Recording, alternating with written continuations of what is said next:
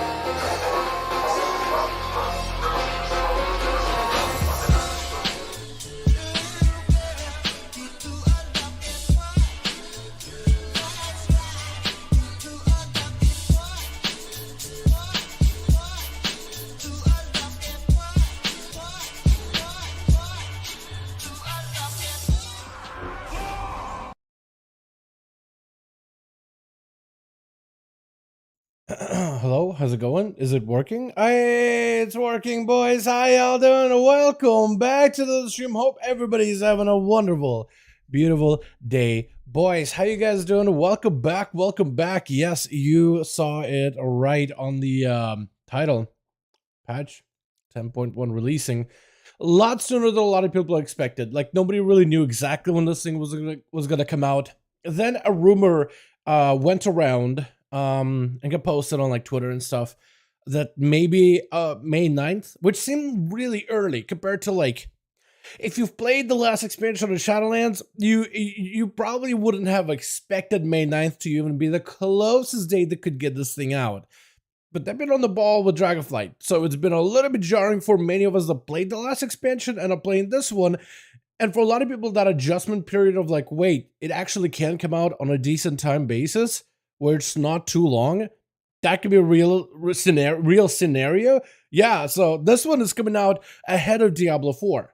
A lot of people have assumed maybe potentially 9th, because at the end of the whole like time walking thing that they're doing, the time walking bonanza where they're doing, you know, multiple different time walking events every single week with a heroic cache, which is obviously there to help everybody catch up their characters, hopefully, probably, before patch 10.1, which is exactly what that thing is.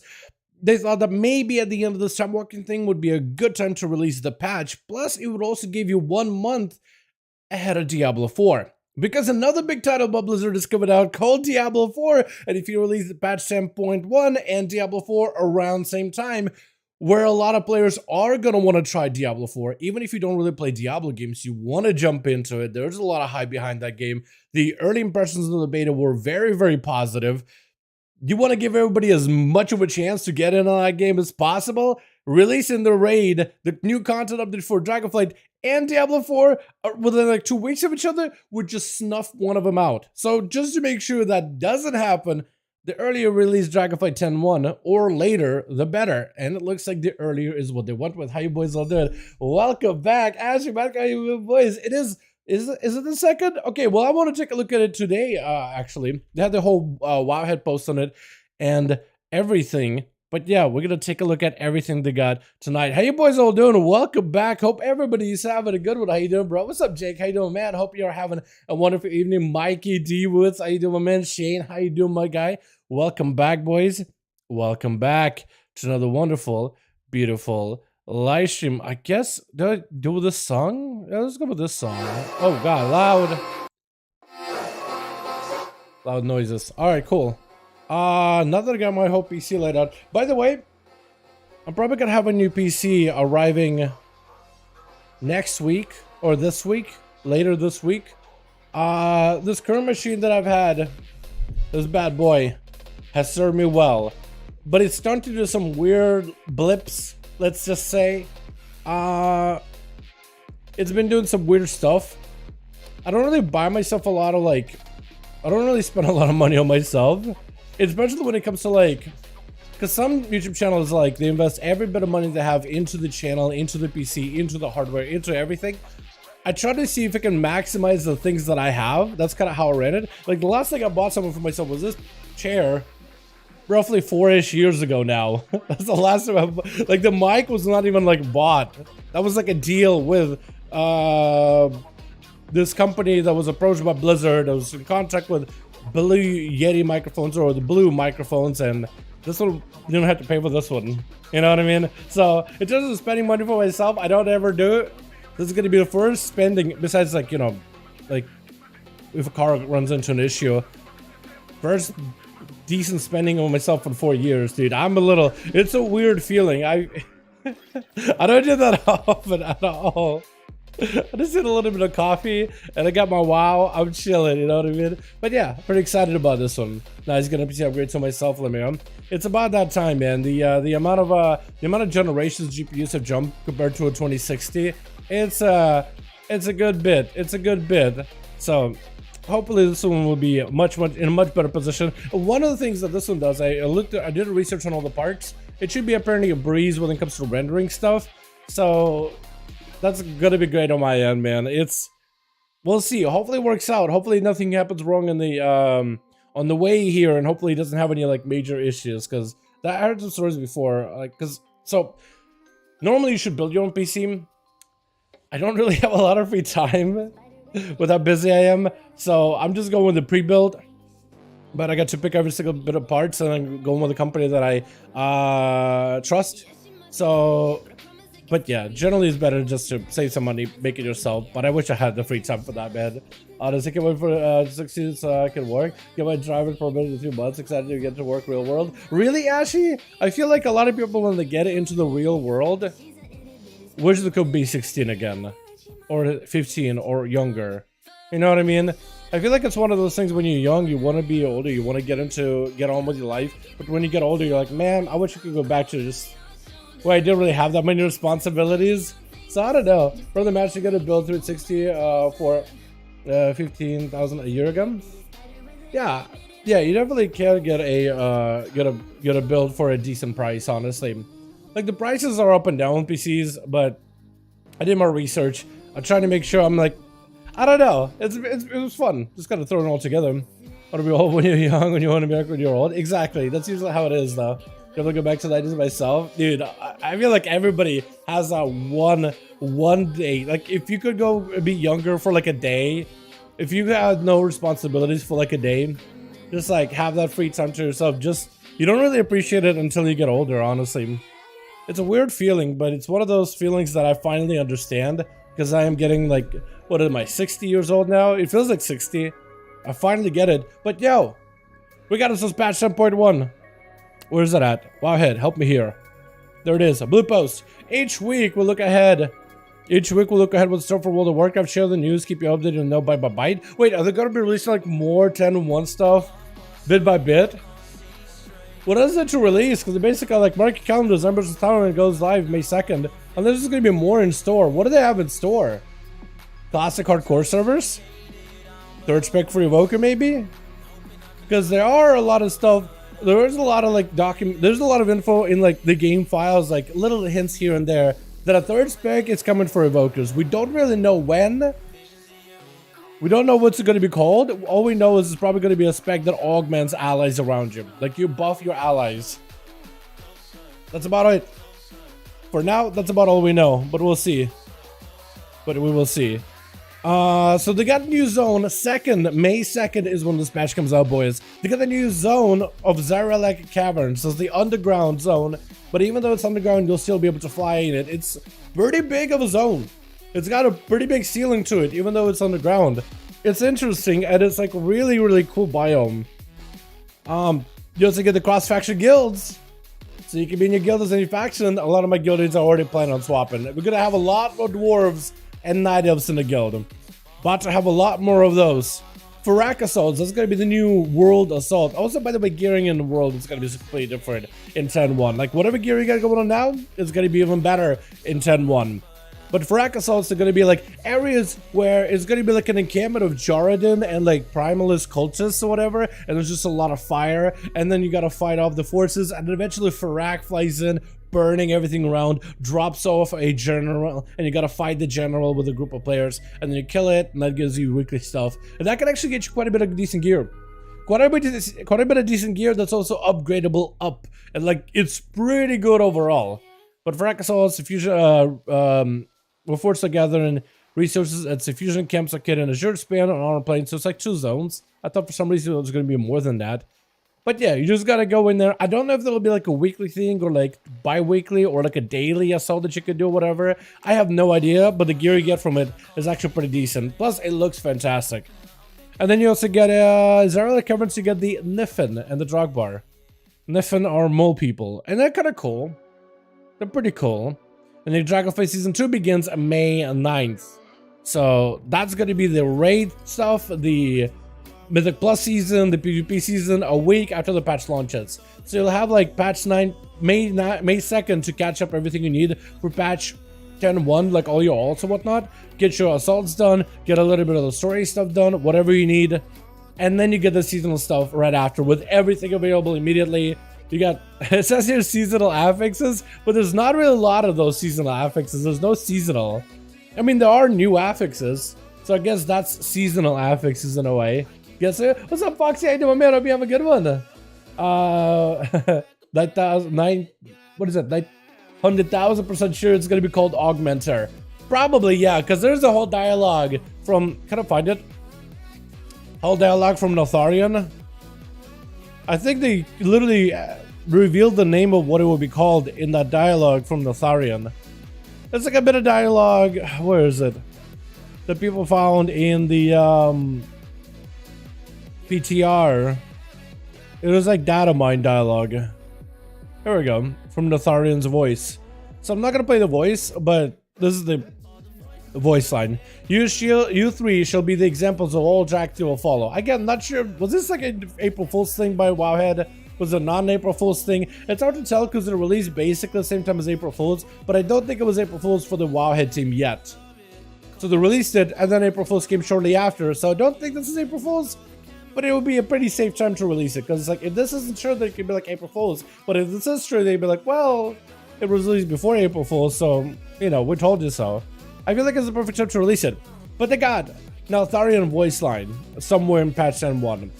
You three shall be examples of the Dracula for a Sarkareth, the guy will be fighting at the final raid. My Devastator, ready for the powers of red and blue. Devastator.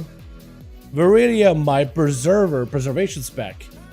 Who shall heal your allies with the green and bronze Dragonflight.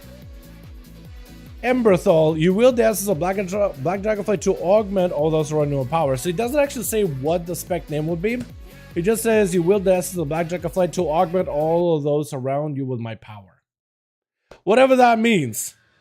But a lot of people assume it's going to be like an augmenter spec. You're buffing your allies. And based on some of like it seems like there's going to be a quest line with Sarkareth, potentially Viridia, and Ebernhorn, and Emberthal, where you as a Dracthi are supposed to wield some kind of, I guess, temporary powers for the questline. And in there you are augmenting other allies to buff them and heal them. But mostly buff them to make him do more damage or make him take less damage. So if they are an actual like support augmenter class spec, it could be cool. But what do they got? Season 2 Shadow Crucible, her raid, all difficulties released the same day, so that's something people like. And that's about it. That's all we know so far. But apparently it looks like there'll be Each week, we'll look ahead what's in store for World of Warcraft, share the latest news, and keep you in the know bite by bite. Is it just going to be them doing regular updates of blue posts? Or is it like, oh, every week we're going to keep updating you for everything that's coming out in patch 10.1? Like, is there more that we don't know about? Maybe next week they're going to talk about the upgrade system, and then next week they're going to talk about like PvP changes, and then next week they're probably going to talk about like Mythic Plus stuff. Is that what it is?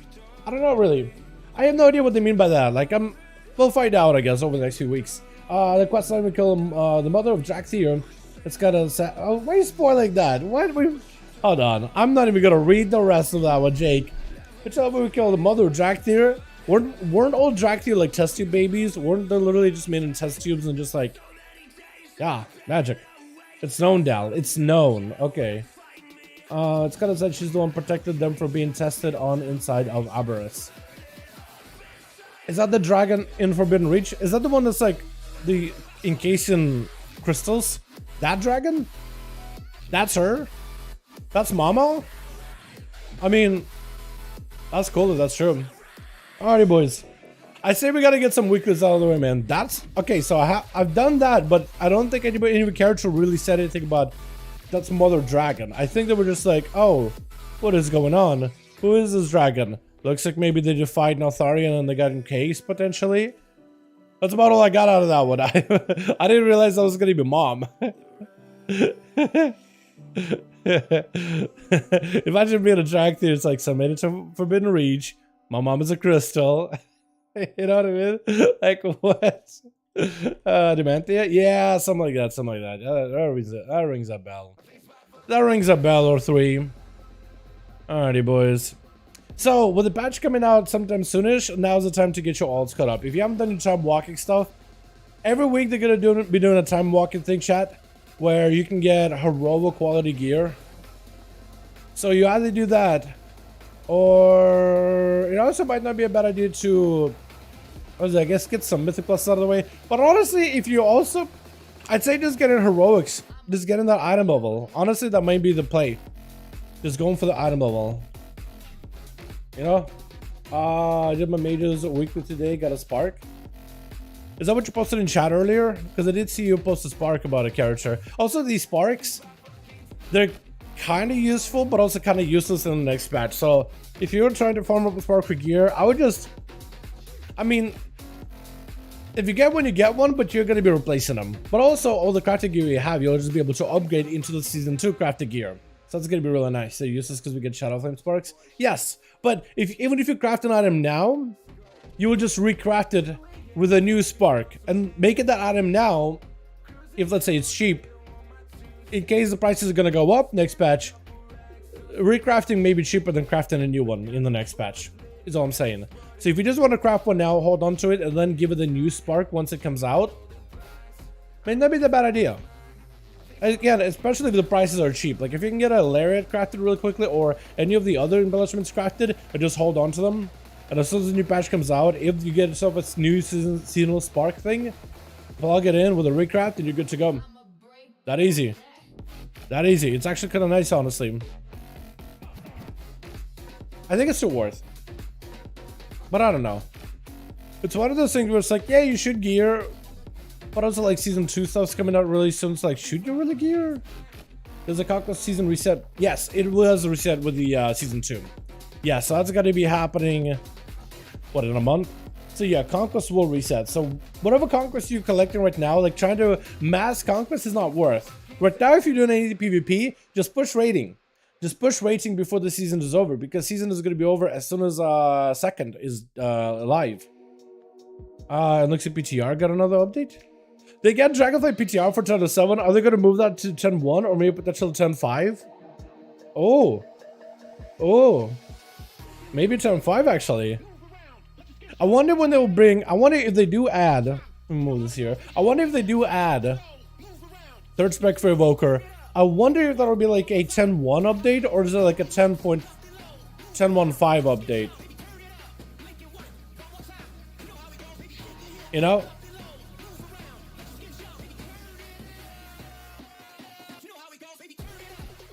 What do you guys think? I gotta wait for this to update anyway. Because I guess what I'm trying to say is like, it'll be so weird because they haven't tested the spec at all.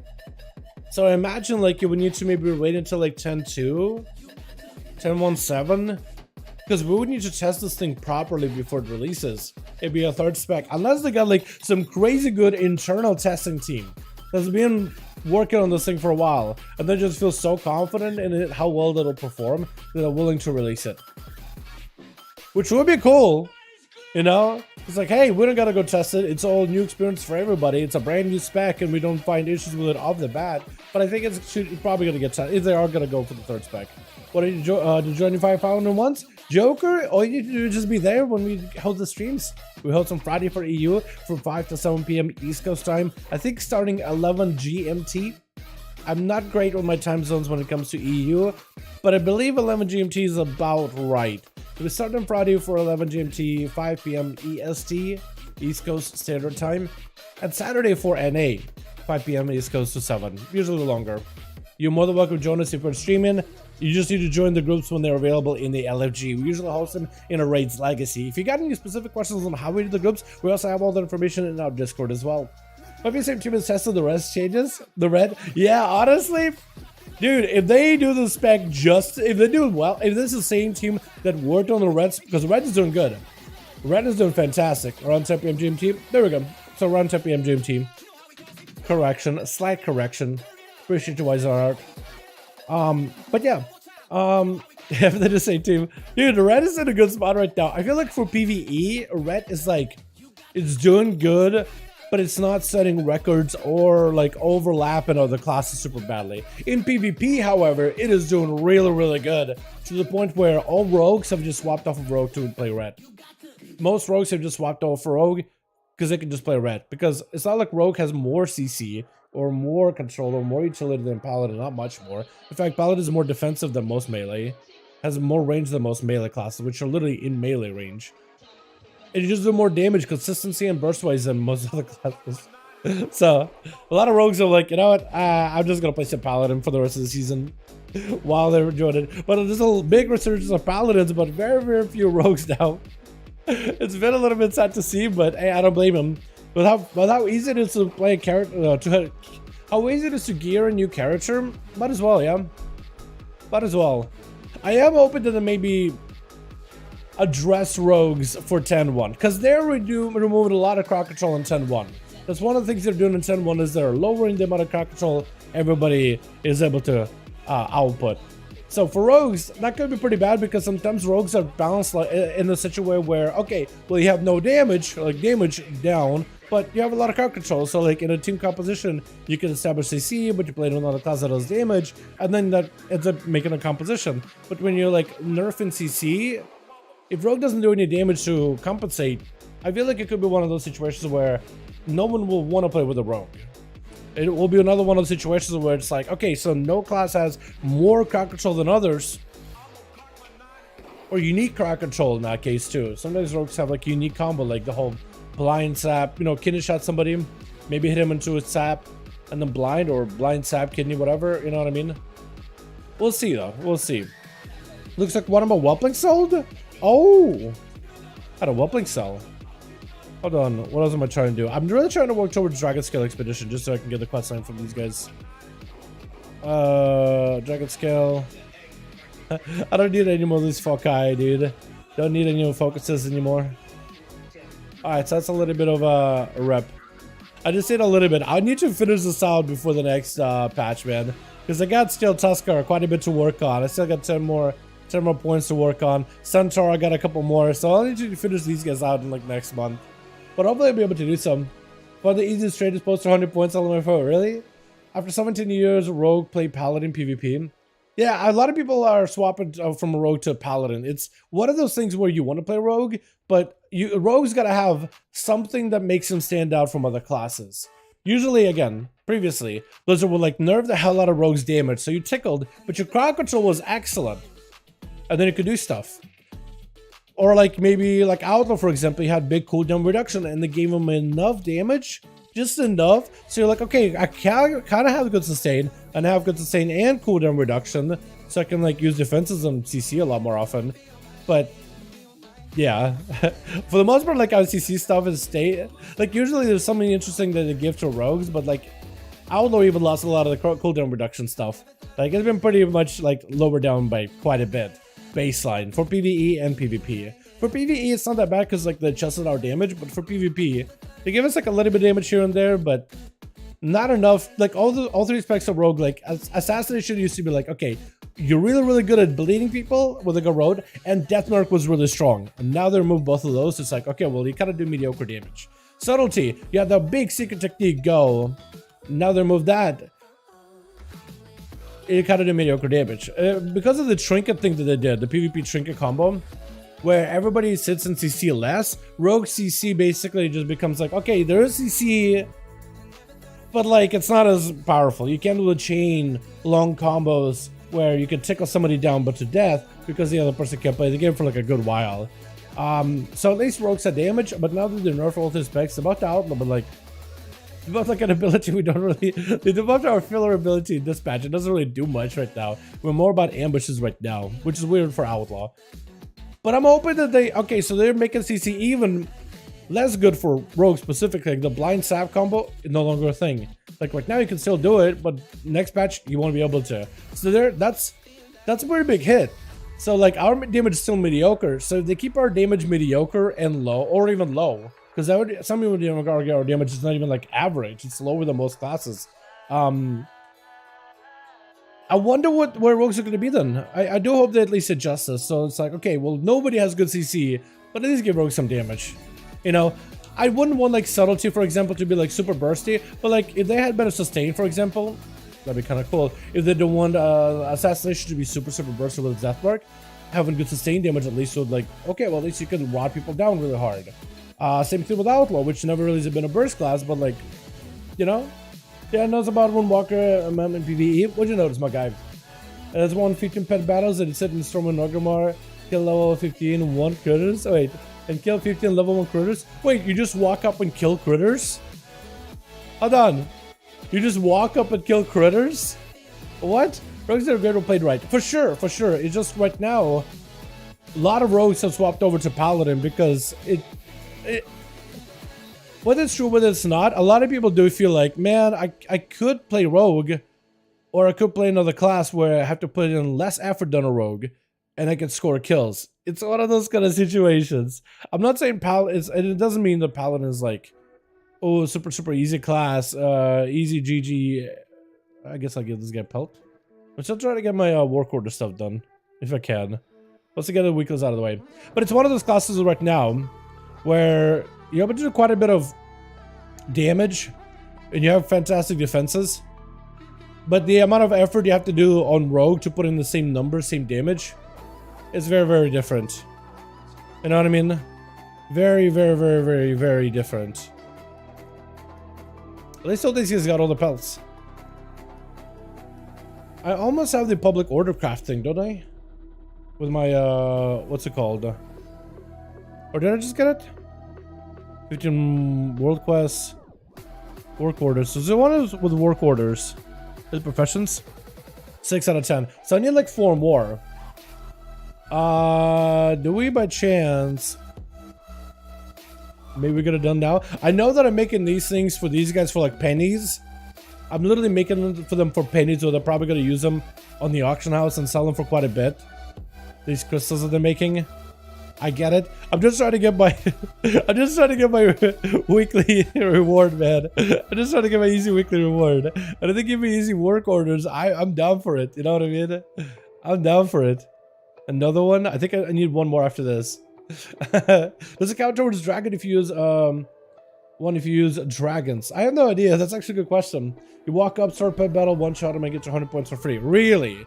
Oh, that's what you mean. I thought you meant like you literally walk over and just like slap him with actually just kill him right then and there. Oh man. There we go. Go for the crafting orders. Is that it? I got him. Okay, let's go see what the weapons look like, man. Finally got those. That's all I've been wanting for this month. Just to get the weapons. By the way, Outlaw slaps right now. Outlaw, I've been playing it a little bit like with some of my hobbies. I've did a hauls and I've done a 20 Azure Vault, which is actually pretty easy of a key. Azure is actually a really easy key. I didn't realize how easy this thing was going to be, and it's on Tyrannical. Tyrannical Azure Vault, easiest key of my life. We did a weird one. We had a Shaman that was like a 414 item level, super high score, but did like no damage. I don't know why.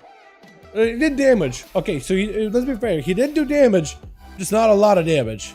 I don't know why. I don't know what, but yeah. But it was mostly me in the ass doing a hunter rogue thing, and Outlet does a lot of damage right now. It feels fantastic. And then I also got a Hose of Val 21 with double hunter. I also tried out Storm Eater Boon. I don't really think that trinket is amazing. It's good, but it's not like it doesn't really feel super insane or anything. So do I have the weapons in my? Okay, I already just have them. Cool. Can I buy anything else? I thought for some reason this is the weapons you need to like equip yourself. So we got the whole hunter setup with the ammo and the bow. I really like the way it looks. I was thinking maybe do Crimson Nexus Crescent, cause that's 225 and I'll have 200 left over. I don't think I want to do the Draconid Morningstar because this is basically Cataclysm weapon. I don't think I could do Crescent and like Libram, but I can maybe do like a fist weapon, or maybe like a Forsaken Crescent, Watchman's Flare, Torch. Should I do Torch, chat? I don't even know, because I could do maybe 2 torches.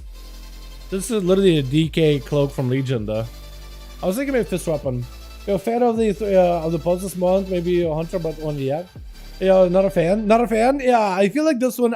A lot of people I think would have enjoyed if we didn't have like swords, or if the swords were cosmetic, then anyone could equip like priest, you know, evokers, demon hunter. Well, I guess demon hunters technically can't do the swords, can they? Shamans, like the swords that can only be equipped by rogues and warriors and everything, but a shaman and like a priest. So I feel like that's why it's like, I don't know how I feel about that one. You know, there's a Morning Crescent. I'm a sucker for two-handed weapons. And apparently I can do a book. Now the question is, do I do the book? I think I do a Libram, right? I think I do a Libram. I think I maybe do a Libram. Or do I just do like a torch? I don't know, man. Because I got the gloves already. I don't think I want to do the hat. Or a fist weapon. If anything, should have been a thundering one. I feel like if anything, the weapon should have definitely been something that anyone could have used. I think that would have been really, really good. Because it would have been kind of fun. Imagine being like a shaman with swords. How cool would that look? I know it's like, it's not their weapon type, but still, a cosmetic weapon should have been, you know, usable by everybody. Chat, what do you guys think I should get, man? Fist weapon? Torch? What's better for Mogs, man? Should have been a loot weapon ensemble. Yeah, it should have been like an ensemble for every single class. It should have been like a weapon that, like a couple different weapon types that everybody can use. Like a staff of some sort, and a sword, and maybe like a mace, maybe like a glaive, and like a fist or something. You know what I mean? Fist weapon looks dope. Yeah, maybe I should use a fist weapon. Yeah, I think I'll do fist. This is kind of unique. Maybe that could give me like a Mog opportunity. Alrighty, so that's done with. I guess we gotta get our weakness out of the way, yeah? Sorry for the cap screaming at this tank. W, oh, you're good, my guy, don't worry. Why are you screaming at a tank? Why are you screaming at the guy? What are you doing? What's tank doing? Oh my god.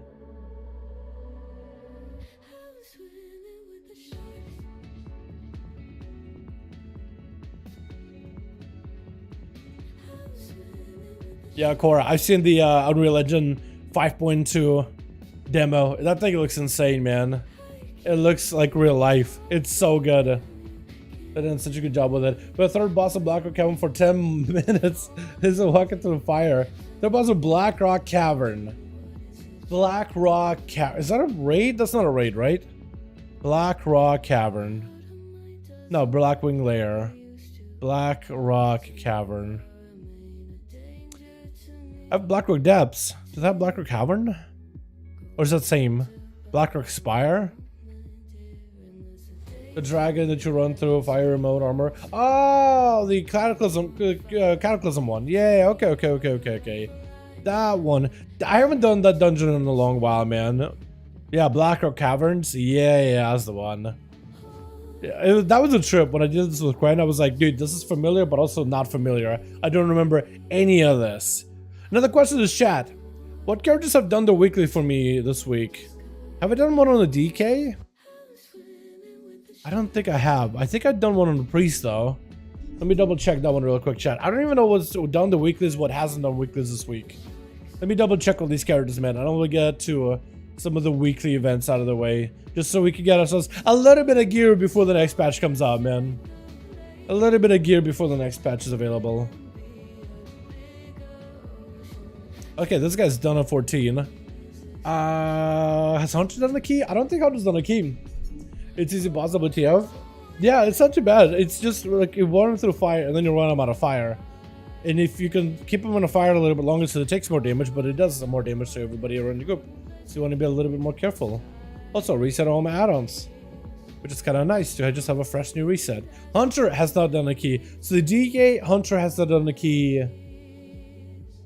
Has Warrior done a key? I feel like Warrior has. Mage, that's another character I need to do a key on. Warlock. I think I haven't done on the Warlock either. Let me double check Warrior and double check Warlock real quick, because then at least we have 3 characters we could do. This guy's done a key. Okay, I need to do some better keys on him, but I guess it doesn't. I do need to do better keys on him, but also it doesn't really matter because, well, the patch is almost over and we almost get the new patch anyway, so it's kind of like just whatever gear you can get is whatever gear you can get. But yeah. Dude, should we push on this channel? Should we do some pushing, like Mythic Plus pushes on the Rogue maybe? Try to see if we can push for that 3k score. This guy's apparently down to 14. When is this guy down to 14? Has the monk done a key? I feel like the monk should have done a key already this week. Me and Krent did a lot of keys this week, but I don't remember who's done what, man. I don't remember who's done what at all. Not one bit. Done a key. Apparently I've done a lot of them. I don't remember which card has done a key, which one hasn't, because it's just been such a blur. I know this guy's done a key. I know this guy's done a key. Mage, I don't think he has. So it looks like... Has a Shaman done a key? No, yeah, Shaman has. Shaman's done a 20. And Shaman's done a couple of bosses in Mythic. For some reason, I end up getting a lot of weeklies out of the way this week. I have no idea. For some reason, I don't remember any of the. Yeah, I've done a 20 and a couple bosses in Mythic. I don't remember doing any of this. Evoker. Has Evoker done a key? That's another one I don't remember at all. I just want to know if Marksman and Woodwalker are good for 1+ high key. They're generally pretty good medi. Yeah, they're generally pretty good. Yeah. I think Beastmaster is a little stronger though, to be honest. I think BM is a little bit better. But both of them are pretty good. Both of them are pretty good. Woodwalker is good too. But Brewmaster has been pretty great too as well. But Woodwalker is definitely strong. Just got a huge buff and the tier set changed them. Yeah, that tier set for Woodwalker is like, if that works with outside things like trinkets and weapons with weapon effects, then Monk tier may be one of the strongest tier going to this patch. Because there's a lot of Shadow Flame damage procs. Anything that does fire damage or shadow damage, I think the Monk tier literally buffs it up. You kick people with a Rising Sun kick or Fist of Fury them, and now Shadow Flame damage deals more. So you'll Fist of Fury, and then you'll use your tools, you'll use the toys, and you'll just do more damage. Plus your Rising Sun kick does a big Nova of AoE. That's gonna be really good. That single target damage is good, but that AoE Nova is gonna be fantastic. Especially if, like, depending how Monk tier set works. If it works for trinkets and stuff, it is amazing. If it doesn't, it'll still be probably pretty good. There's a lot of hype behind that one. Lots of excitement. Alright, chat. It's about that time, boys. Let's get some weakness out of the way, man. Let's see. What character do we start off for the day, man? We got us as the Death Knight. We got the Hunter. And we got the Dal Wizard, man. It's about that time to get the Arcane Mage warmed up and actually start playing this thing. Because this thing started getting a bit of gear. I got myself a 4 set. Don't have a lot of crafted gear. I only have the ammos though, so that's pretty nice. I'll let you guys decide what you play for the day. Frostmage 40% mastery is a treat to say the least. Yeah, Frostmages are big on mastery. I think it's kind of good that their mastery is that good right now with the icicles and whatnot. Go Hunter Profile War. We could get the Hunter out of the way. Either Beast Mastery, Marksman, or Survival. Mage. I'll let the chat decide this one. Chat, vote which one you guys want to see, man. Which one do you guys want to see for the night? Go, hit me with it. Hit me with it, boys.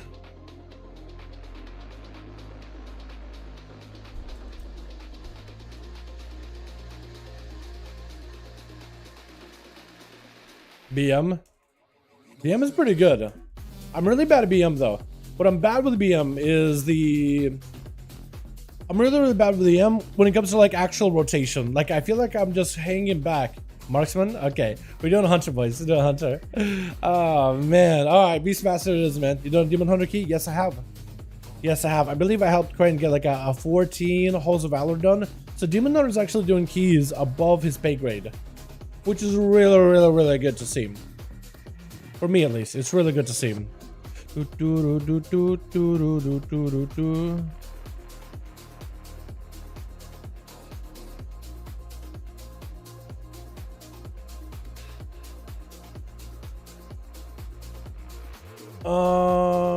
Let's see. We should be able to get a decent key out of this guy, yeah? We have Temple of the Jade Serpent. I really do think I want a Jade Temple. I do need a better trinket, and I think Jade has a decent one. That or a good old Algae. So let's try to see if we can get into a 17-18 key. Azure Volt's actually gotten a lot easier. These guys need a luster. I'm your man. I don't even know. Will it take me? Because I got a decent score out of this guy now. The only key I haven't really done a lot of is that Azure Vault. All I could have done is 45, not even tyrannical. Oh no, dude. The score would be even better if I had that one done also on the Fort Tyran or whatever. Another one. Let's see. Halls of Valor, B-Res. I don't think it will need a B-Res because I can't really B-Res. Halls of Valor is good though. And if we are doing this, BM. Beast Mastery. Again, like I said, not great with Beast Mastery. I feel like rotationally, I'm just a little bit on the slower side. But it's generally a good spec. Generally does really well. I also do need to go and train my dragon. Another key that's really good for me for just for like gear, because I still need a decent trinket, would be a Temple of the Jade Serpent. So maybe we could try to see if I can temple it up if I see a temple here. I do want to do more challenging keys more regularly on my odds though. Need a lust for no good. No good isn't that bad, is it? We'll do no good. Because all you need to do in no good is just like strafe around, don't get hit by stuff, do some damage, press lust, and we're good. That's really all I need to do. I need a lot of lusters, but they don't need me apparently. It was fun. It was pretty good. I killed Xavius last night to drop the shoulders of my Demon Hunter. I got the legendary Soul Ring. The rings that give you extra talents, yeah? That's the one. Yeah, do those even work now? Do they still give you a talent? I mean, I'm pretty sure the effect is disabled, but like if it wasn't. Wait. Some C, no, wrong I'm trying to do. Some C mini map. There we go. Drag this here. Yo, what are these 17s, 18s that are not taking me? Uh-oh. Uh-oh. I highly doubt no sure Vault will take me. We can try this one. We can try Ruby Life Pulse too. Again, one of the fallen talents. Oh, First Blood and Fallout. So he does actually have First Blood on there. First Blood? Wait, so he actually does have a talent that it was supposed to give you. First Blood? Really? That's changed then, Jake. That's changed then. I'm sure. I don't think they actually went in and changed it specifically. I'm sure they just kind of went in and they just like they selected okay talent in the B4 section, kind of like when you look at a like a vending machine. You know how you have like everything in the vending machine. They don't really specify like what's what. They just have like B5, C3, whatever. They probably have like a specific talent slot, like a B2, and then whatever talent point is in there, that's what the ring gives you. That's probably what it is. My bet is that's how it's coded. I gotta get myself a consumable, boys. Also, I can't use ruins on the hunter. So what do? I can't use a buzzing rune or anything. So what do you guys do in that situation, chat? What do hunters use? Also, can I get a bow, like a scope? Scope.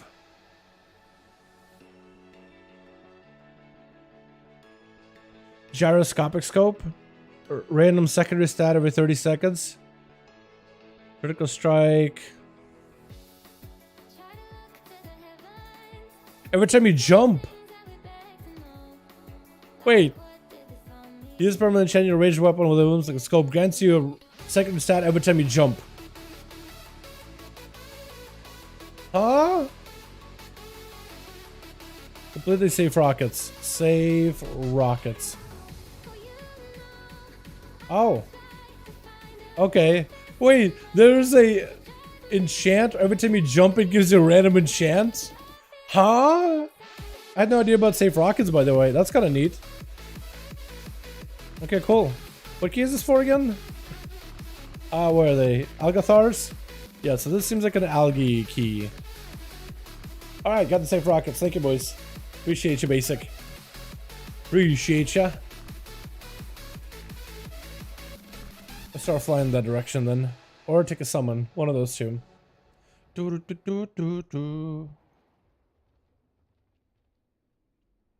Alrighty.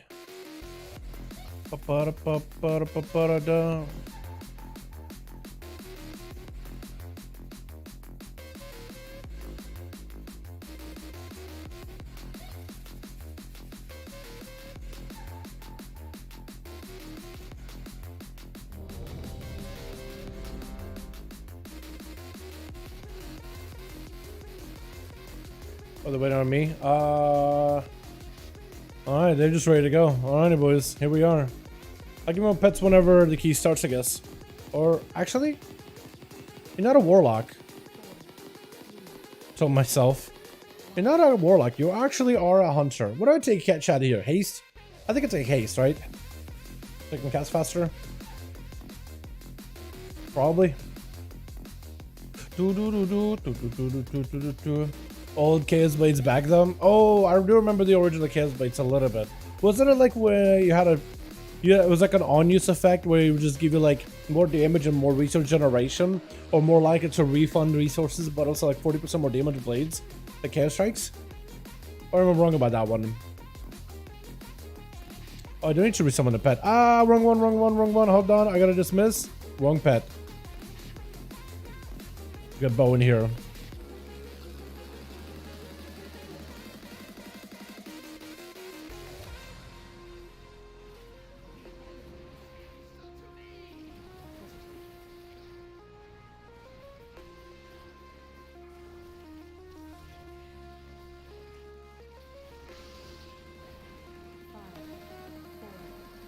Run into one of these guys.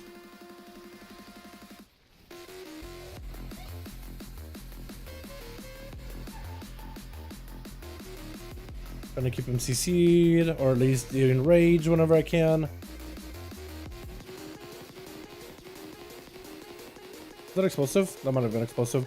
Oh! Okay, well, we got that now. Trying to give my pet to help. Pet, help, please. Trying to keep the damage rolling. Oh no! Am I gonna die? I hope I don't die. Oh god. A bow? Oh god, we're just dead. I don't want to feign death if I can help it. Can I max range these things? I want to keep it rolling. I don't want to reset. Oh god, disengage wrong way. Oh no, come back. Back, everybody, please. Okay, I think I fade death now. Let me summon your pet. Are we just resetting? Just die? Okay, we reset. I'm trying to live. Okay, I was trying to live. Okay. There's a logical choice. You'll play BM. So normally it depends on the type of content you're doing. In most cases, you'll want a lust pet because it gives you a leech effect. Leech will give you a lot of healing every time you and your pet do damage. So that ends up giving you a lot of survivability. However, if you are going to be taking damage that's unsurvivable, where if you get hit by that enemy, you're not going to be able to live that damage, then that's where a tanky pet, like a defensive pet, tenacity pet, would be far, far, far stronger. A lot stronger. So it all depends on the situation, really. All depends on the content that you're playing. But yeah, if you're going to be playing into a situation where you're just going to die with a one shot, that's where tenacity pet is a lot better. Normally, leech pets is good enough, though. Do they want me to be doing these? By the way? Is it my duty with explosives? Because normally hunters can, but it's a little bit of an overkill with your pet kill command on these things. Usually it's a bit of an overkill.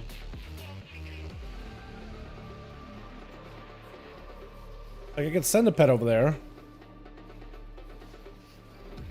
But it's just a little bit too much damage. I guess if nobody else is really killing them, right? I remember just Cobra shot him. But even then, that's kind of expensive. Kind of resource intensive at times. Butting shot? Maybe that'll help at least peel these things off his back for a second.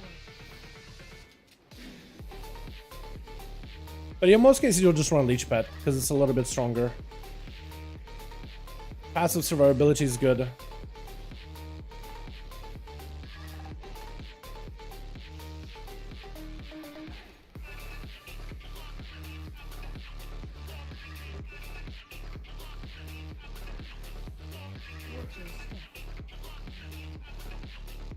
We still have one more to go. I wish I had myself Misdirection. I don't know why I didn't pick up Misdirection.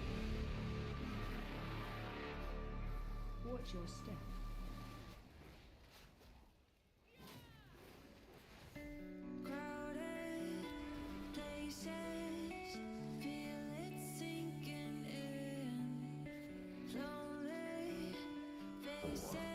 Watch your step.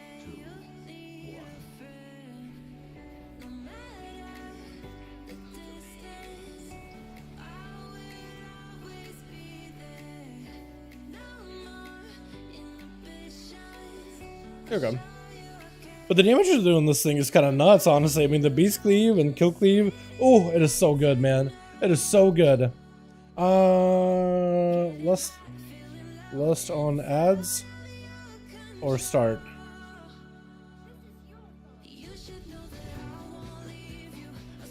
Does you just want to start at the beginning? Lust at the start? Okay. Yeah, because sometimes I just want to lust the boss. I'll try to see if I can stand on top of the tank as best I can. Because if you stand here on top of the tank, you'll end up kind of limiting the amount of swirlies you get. And the ads will spawn a little bit closer together. Because the ads will spawn where the player is. Okay, that's fine. Okay, now we go ham. I think we want to be more of an ethical gamer, though. We want to make sure we're cleaving on the ads, but mostly hitting the boss.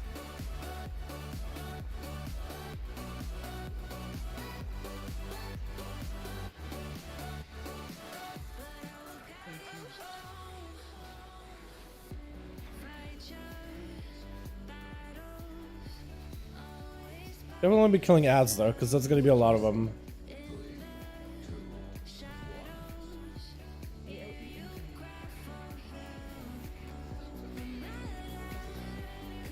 Botting shot.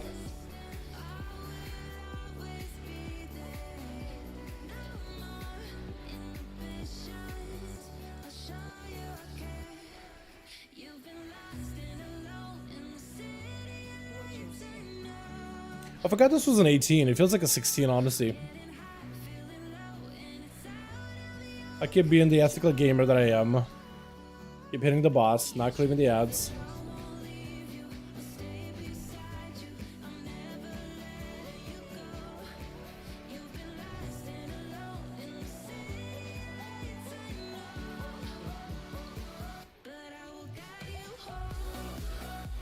Good kill shot.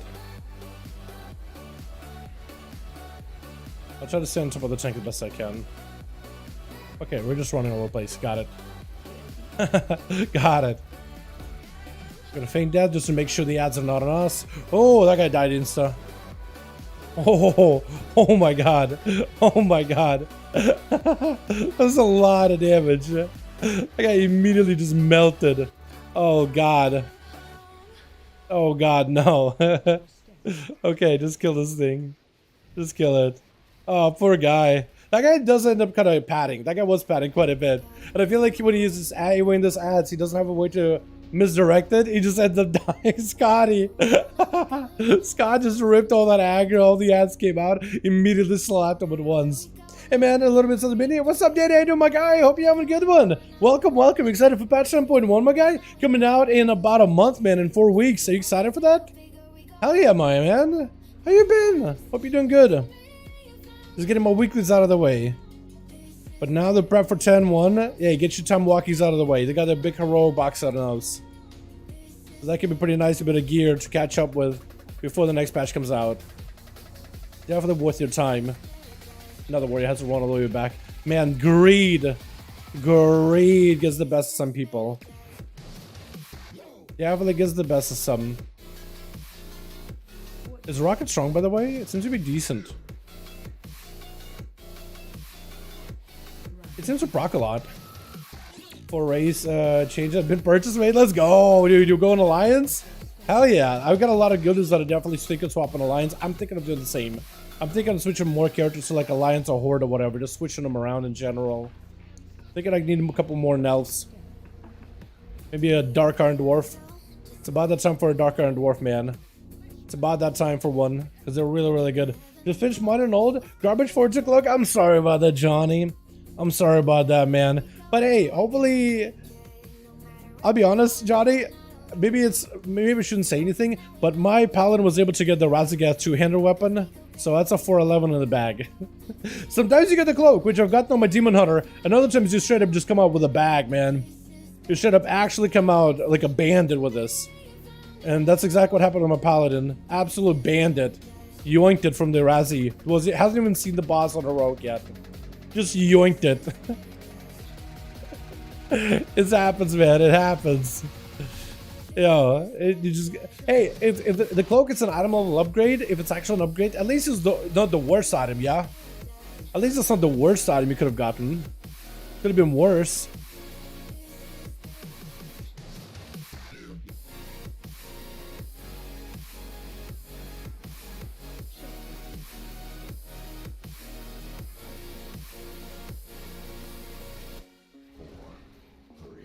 I gotta play with Warlock some more, by the way.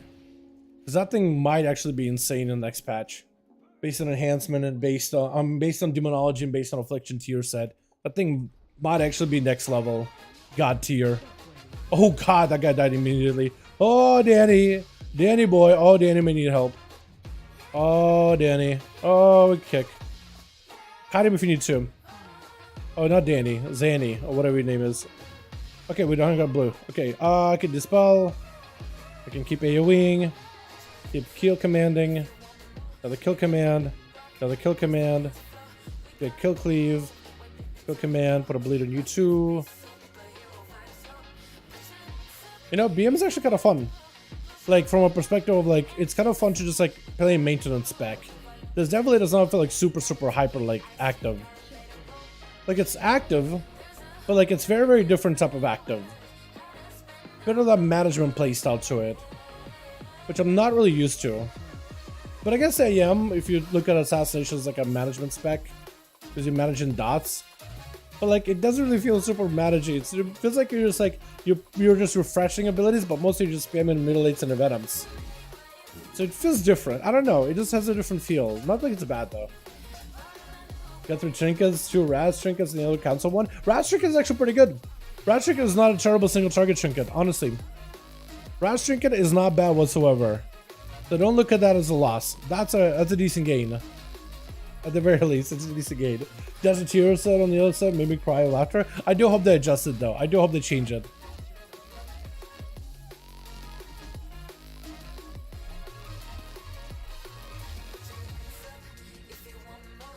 Alrighty.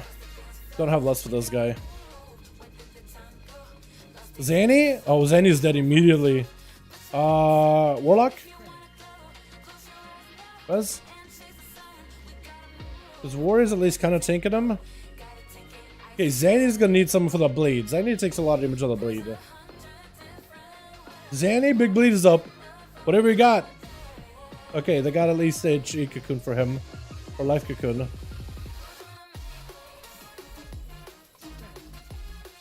We do nothing here. Next one, I may need to use a big defensive 4. And then last one, I'll need a turtle.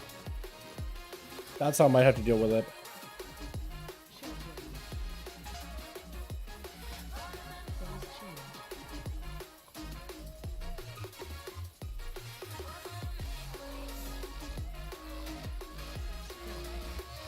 It's gonna press the defensive 4. Are we actually gonna dunk it? Looks like we're dunking it. Right before Savage Pack? Hell yeah. Okay, maximize the damage here. Maybe that's what they wanted to dunk it. Because they had this coming up.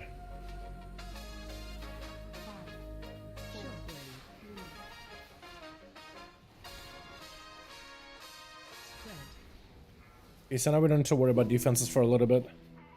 Third one, third screech of the boss, I may have to go for a turtle though. Because now I don't know how long I have survival of the fittest. And Scotty's dead.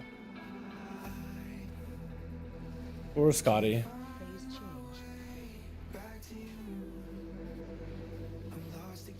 Just gonna dunk one of these.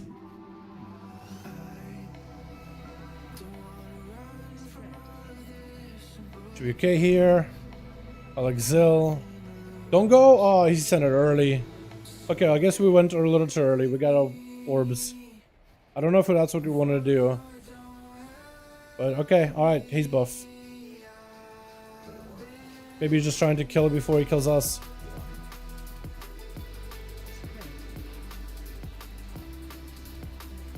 I think that haze buff was maybe a little early.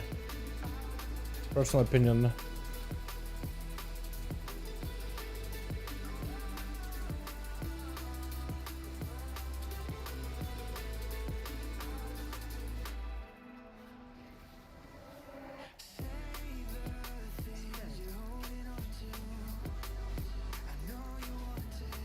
Still okay. I have Exil, but I might need to turtle the next one. I'll probably turtle the next one.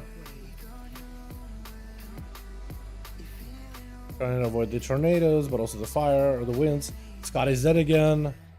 Scotty's just not having a good day. Zanny's dead. Pet? Did I get my pet to ton maybe? Do you have another B-res? Pet taunt. I don't think I cut him out, man. I don't think I could do it. Ate a tornado. Is that over? Weak tank? Oh, he's gonna leave, isn't he? He literally hit him with a weak tank. Oh no, the healer. And that guy left. Oh no. He hit the guy with a weak tank and then bailed. Oh, that was BM. What? I forgot. 18s, man, are brutal. The guy just like butchered him verbally and then left the group. What? My M+ score is so perfect. I don't want more M+ score in 100k W. Gonna make Mist River. Mist River should also be really, really good. I know it's so good in PvP, but it's gonna be even better for PvE when your heals doesn't go to the random ally, but instead it splits your healing amongst allies. That makes Paladin and Mist River a lot more consistent. A lot more consistent. Our damage was actually kind of okay there, huh? That's kind of okay. But he just butchered that guy with some words, man, and just left. Hit him with that weak tank and got out of there. Unfortunate. Gonna be interesting to learn your raid, to be honest. Same. I'm excited, man. This raid was pretty good. This next one looks pretty exciting. I'm very, very excited to learn the new fights. And I'm excited for the seasonal affixes. Or the no affixes in the Season 2 Mythic Plus Dungeons. Or different affixes in Season 2 Mythic Plus Dungeons. I hope it'll be fun. That'll be awesome. The PvP changes also look kind of interesting. I want to see like if they're gonna add more PvP talents for more classes out there. But at the end of the day, we'll see, man. We'll see what they do with it. Maybe it'll be really, really good.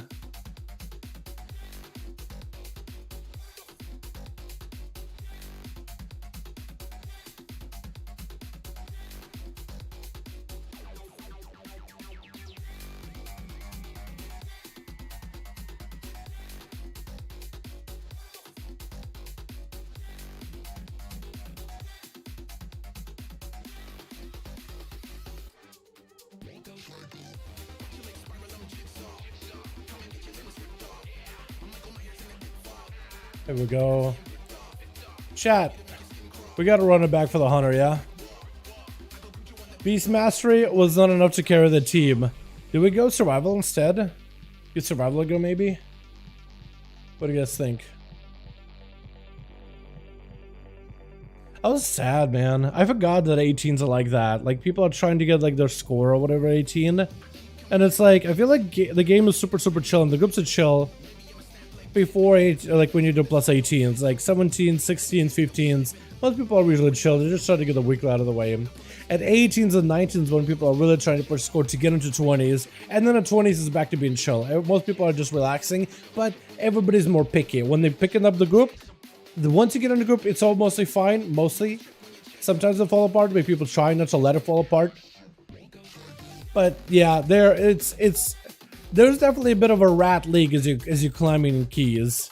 And that was a perfect example of a rat league right there. It was not ideal, not a fun situation to be for anybody. Let's be honest. All right, we'll try to see if we can get ourselves another 16 out of the way. 18? Rudu? No. We ain't doing another 18 Algathar. I want to do a different key, man. Temple of the Jade, Shadowmoon Burial. I don't know if it'll take me until 19, but maybe, right? I'll sign up, but I don't think I'll get it in. The court would be nice. A nice little easy to play key. By the way, Beast Mastery, fantastic spec. If you guys haven't checked out Beast Mastery at all, or if you haven't checked out Hunter whatsoever, Beast Mastery is the perfect spec to get you comfortable with it. It's awesome. I think a lot of you guys would enjoy it. Yo. Mog looks sexy for the Tauren. I want my Tauren Demon Hunter. Oh, with your set? It doesn't look that bad. I think what's upset about them is like the green eyes, the fellow green eyes. Had a blood DK, arms warrior myself, Pally, taking a final boss at H2 to complete it with 4 seconds to spare. Yeah, I feel like when you get into that higher plus 20s, that's where people are back to like, okay, but I got my 2500 score, I'm chilling, I want to push up, and I'm sure like as you're trying to push up super, super high up,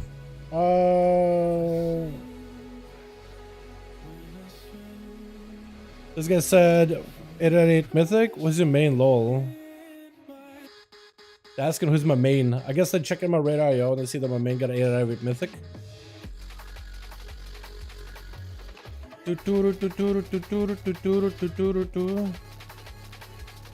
But yeah, I'm pretty sure once you're pushing up way high in keys, that's where people get like super cutthroat.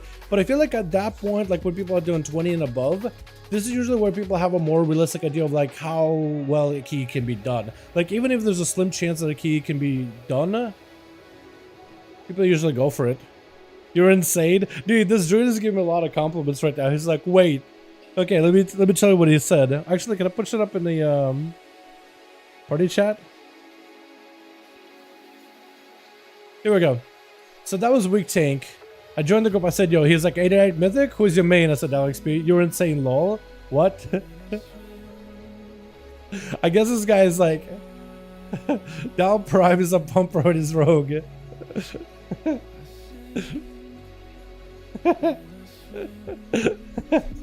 don't know if this is supposed to be like sarcastic or whatever. I'm trying to, because sometimes it's like it's hard to read sarcasm in a party chat, but like I think he's genuinely excited. I just don't think anybody's ever been like 888 Mythic. Whoa. So I feel like maybe there's sarcasm in there. Who knows?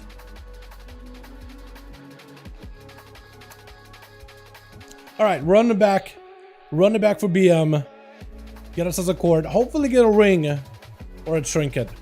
The trinket would be kind of nice because I don't really have a good second trinket. And the one with the whetstone, I actually think I would use it as BM. I would just need to get up in melee. I wouldn't really want to use it as marksmanship, but I probably would use it as BM. Who's summoning? This guy? Lynx? Dreadrot? One of you guys is here. I'm gonna get Grumpy. Grumpy's almost here, so we'll get this guy in. He's an Arcros. Actually, he's not that far off, is he? Okay, so he's good. Grumpy's already here, so we're chilling. Is it invite to keys that air? Mythic feels good, man. Not a lot of people use Red IO anymore, though, Danny. Sometimes I do get some people that use Red IO, and like they'll invite my really like undergeared alts, like super like undergeared alt characters. Like I'll have my Warlock get into like a 14 or my Demon Hunter, for example. Under 400 on a mobile, get into 14 because people use Red IO and they see that my Rogue's got a decent score. or always gotten decent experience. And they'll just invite. But sometimes, like, it's only once in a while that people use right area. Most people use like the WoW score system. But when that happens, it's a lot harder for my alts to get into some of these keys. Because you see that alt score, that alt item level, and it's like there's no shot that character's ever going to be able to get into any of these keys. There's just absolutely zero chance. Absolutely negative chance of that. But yeah. Finished at 80k DPS on the boss no as a flex. That's pretty good. That's pretty good. That's a lot of damage. What is your initial opinions on Night Season 2 affixes and dungeons? First of all, I love the dungeon, Super Ninja. Freehold, I think, is going to be a favorite key for everybody. It was an awesome key back in the BFA that was very well put together. Even Underrot, playing through Underrot, a lot of people are like, oh, I don't really know about this key. Not that bad. Really not that bad based on like my own experience with it so far. Underrot is a perfectly fine key. There's nothing wrong with it. It seems scary, but I feel like every single mob in Underrot is scary, but fair, right? There's mechanics that can one-shot you, but there's obvious one-shots. Every enemy has a specific playstyle, specific thing you gotta do to bypass their one mechanic. The only thing that I think has a bit of an unfairness to them are the skitters that will fix it on somebody and will attack them relentlessly. Unless you got a bot for the more CC, you're just gonna get smacked by skitterer. But even back in BFA, like Underrot wasn't bad at all. Then we got Notharian's Lair. I hope they really butcher the tuning on those fights. I hope first boss is way overtuned. First boss easily overtuned. So I'm hoping they adjust that one. The rest of the dungeon isn't bad. It's just a lot of that Legion tuning doesn't translate super well into lower end content. They did pretty good with Court. If they can do the same thing for Court, be given Court style treatment of kind of undertune it a little bit, just a little undertune it, it'll be fine. Because the first boss is ridiculous. Some of the ads on there are also pretty ridiculous. They're all pretty not as fair as like Underrot ones. Vortex, I think, is going to be really interesting because Vortex is a Cataclysm dungeon. They actually spruced up quite a bit. They modernized it while still keeping it challenging. So I think that one may actually be not that bad. I feel like that one they had basically got to rebuild from ground up. They had the layout, they had the mob style, but they changed some of the mobs on how they function to work with the current playstyle.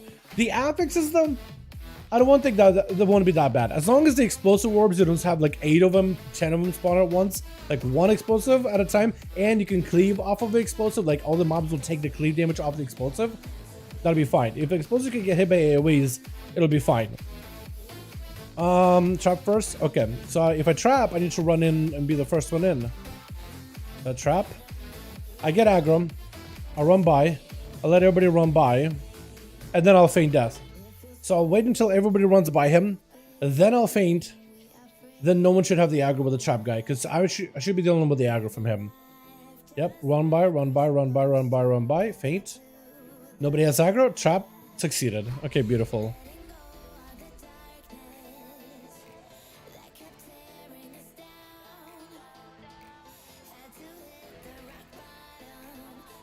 Oh, that's a lot of mobs. Oh, trying to see if I can dodge the kids. Cats.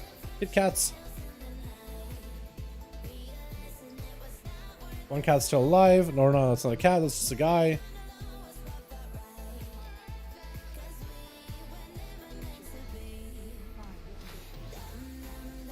Okay, we're fine. Everybody got to do damage, but me. That's fine. Team player.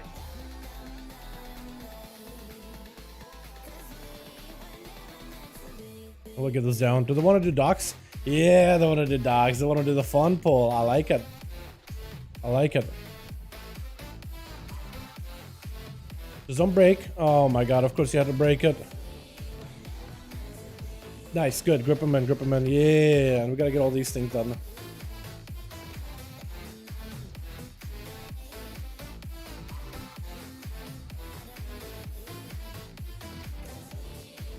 I'm watching that, man. Execute. Nice. I should have used silence a lot earlier. Oh, double explosive. That's not great.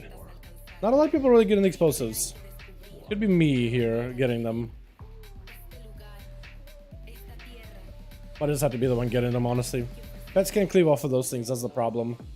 They can't really do much with that. Which sucks.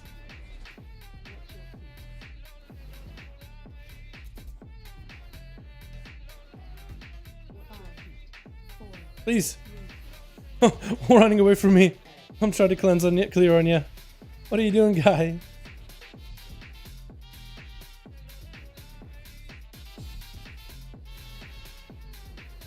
Yeah, my damage was not great there. I had to split between that guy running to the thing and the ads out here.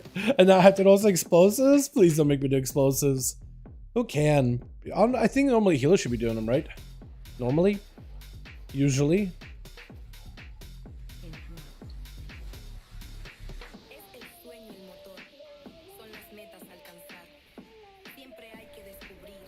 Uh-oh, that guy dead. Yeah, we got him. Look at that perfect trapping, man. Perfect trapping. Good evening. What's up, Felipe? Man, hope you have a good one, my guy. Welcome, welcome. How you doing, bud? Yo, you excited for 10-1? Coming out sooner than most people expected, man.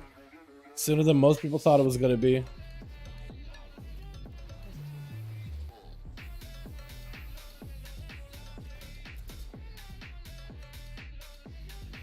I don't want to binding shot everything if I can.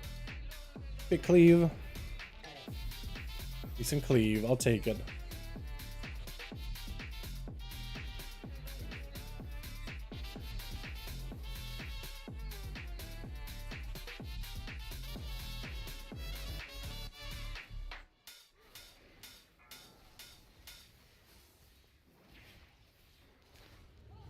We want to do the side part? Side area? With the cats? No, apparently we don't.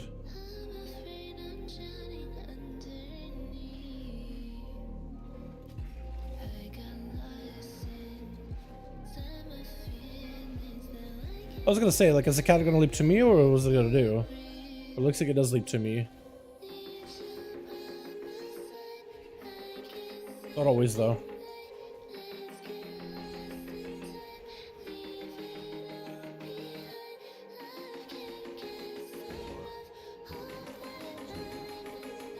What is the release date? May 9th. May 2nd. May 2nd for the patch, and May 9th for the actual, like, Season 2 content.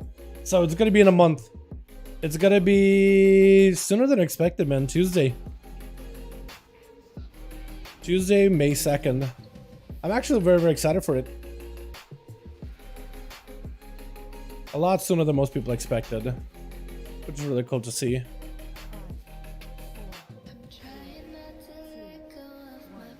I was gonna say, like, does anybody have the actual positive, negative? Explosive!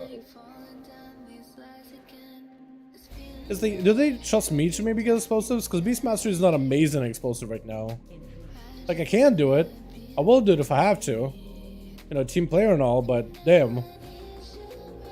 You know? Okay. Let's see if I can get around this, because I don't have alchemy, none of this character. Not a lot changing for me, but excited mostly playing new zone, to be honest. Looks really good. The tier sets are gonna look pretty different though if they pay. So I think when you say not a lot is gonna change, I think a lot more is gonna change than you think. A lot more than you think. Sunlight available. Oh, it actually tells you like who has Flask of Sunlight available. Okay, cool. I didn't know that. Neither. Okay, so we got everybody here. We got Lust. Whenever the boss gets around, we'll be good to go. The pet, yeah. Underrod Freehold VP seems like they want us to catch all the mounts. True, they do. That's gonna be exciting, man. Lots of mounts for us to get. I think it's gonna be great. Do we have any mounts in the new dungeons here that we had? I don't think we had yet, did we? The season 1 dungeons. Oh, that's a lot of. Ooh, oh, I could Cobra shot it. So he wants to pull the ads too? Okay, interesting. Guess we're doing it. I didn't realize he was going to do ads like this too. But that works. Wait, I can just do that too. I guess I'm going to kill the boss. I'm killing the boss. I have a little bit of cleave going, but...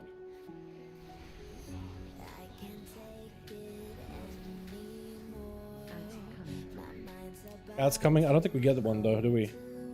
No, we don't.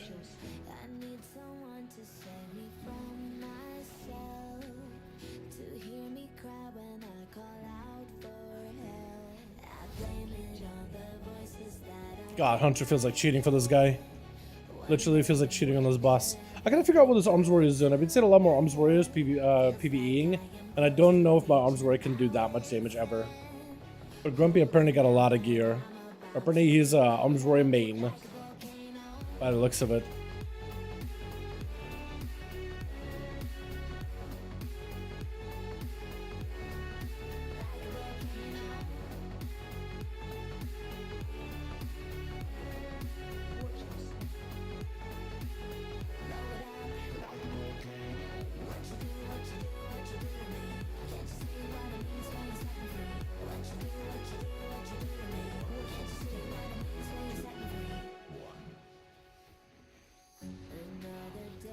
Get a little closer for you boys.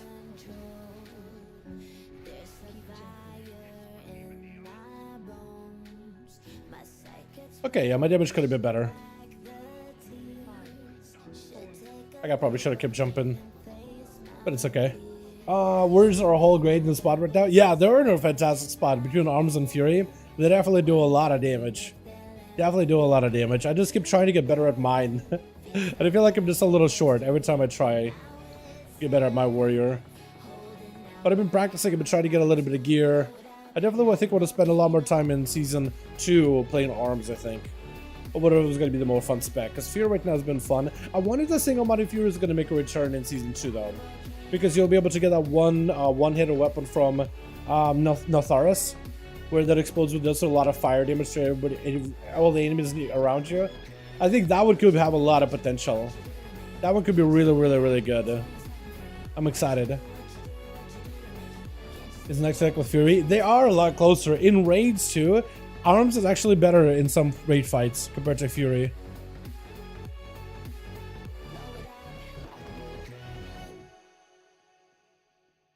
Is it actually Atho?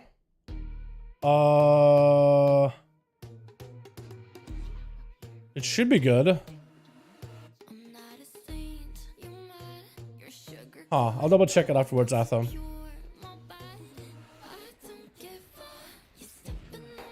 Silence. Ooh, a little late, but that's my fault.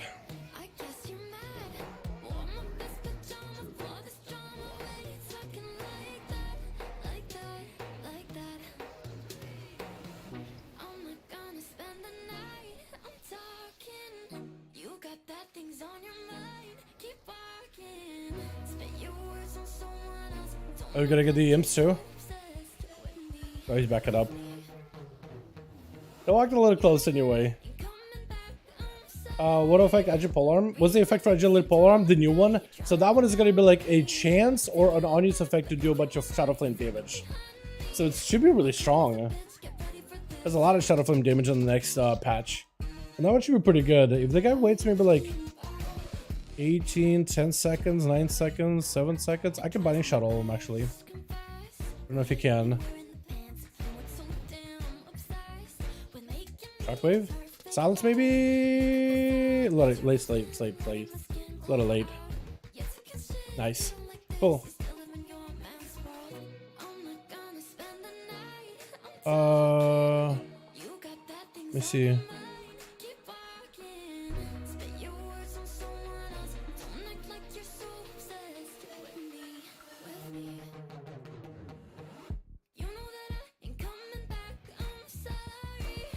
Am I late? Oh yeah, I'm gonna go around. I'm gonna go long way. Okay. Grumpy's dead. Are they dying?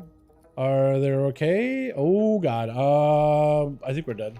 Unless the imps kind of sort of okay. Stun. Okay, we can kind of work with this.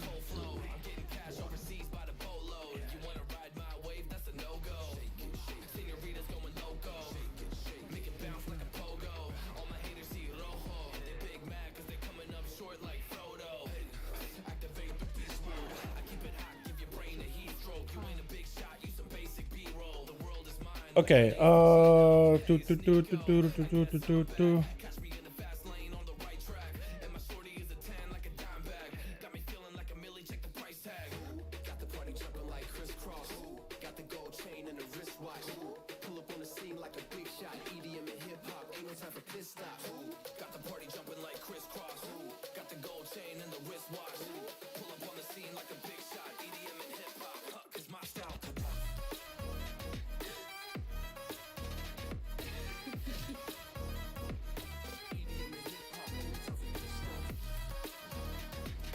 Something good for survival is the other 200s can get. Yeah, true. I mean, honestly, they're probably gonna give it to a Windwalker, especially if it interacts with a tier set. Though I don't really know if survival will be like the first spec to get it. Honestly, then two awesome bows and patches. Get a hunter one. I think they're gonna give it to Woodwalkers over survival hunters though, especially if survival hunter tier set actually interacts with like shadow flame damage, which is what the tooltip suggests.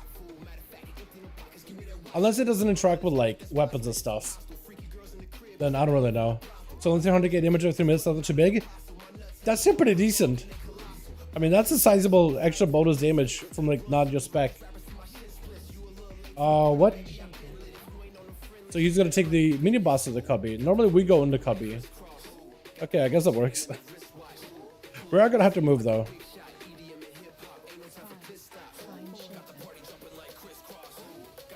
Because we're definitely gonna have to move.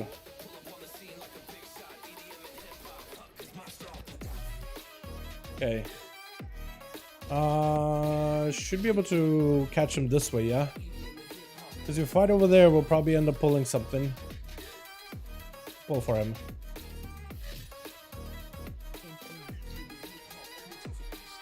Because he doesn't want to pull him like way over there, because if Enforcer spawns there, we're just gonna be in a bad spot. It's not gonna be ideal.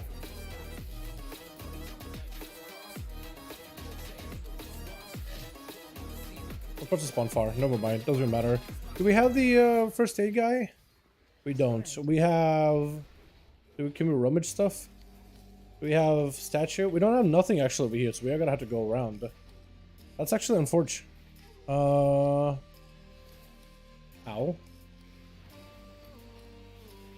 90% slow? 75% slow. That's crazy.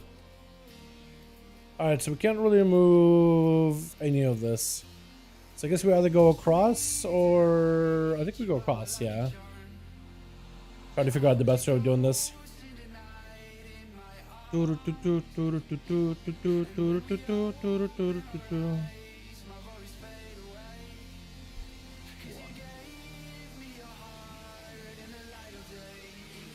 want to go inside? Oh my god, this guy's... Somebody is pathing of like way he wants to do it. Normally people pull it back. He does everything just a little bit differently than your average Joe would. You know what? And I like it. I like him covering his own path in history.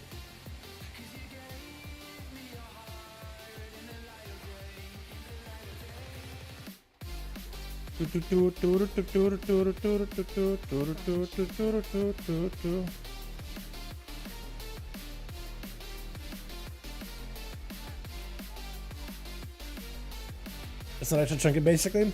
It's still really good. Again, it's extra damage that isn't part of the class, which probably is going to scale better, at least this early into expansion.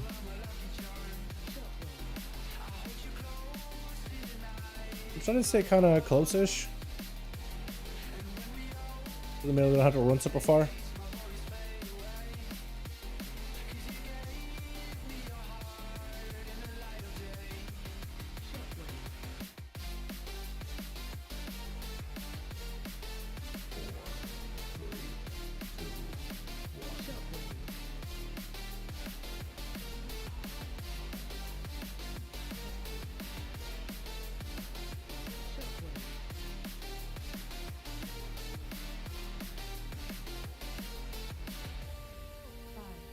Wait, please. Okay, here we go. I was gonna say, please. We are gonna need to pick up 2 more % though before this is over.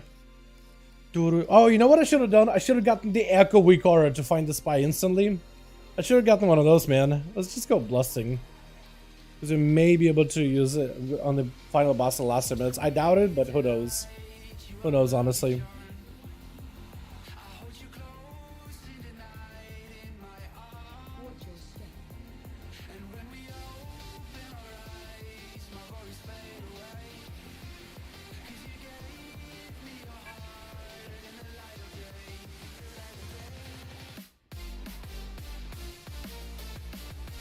Could be getting thundering sometime soon. I got nothing for this one. All I can do is kill command. Leave all these pets.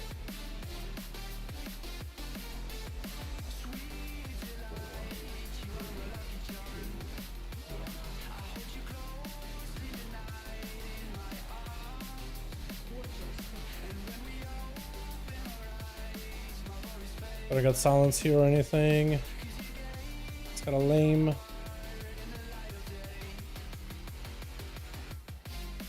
Who's got the plus? Nobody? Looks like 2 pluses got cleared over the 1 minus.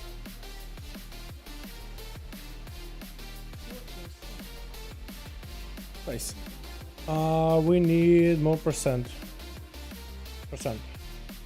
Wait.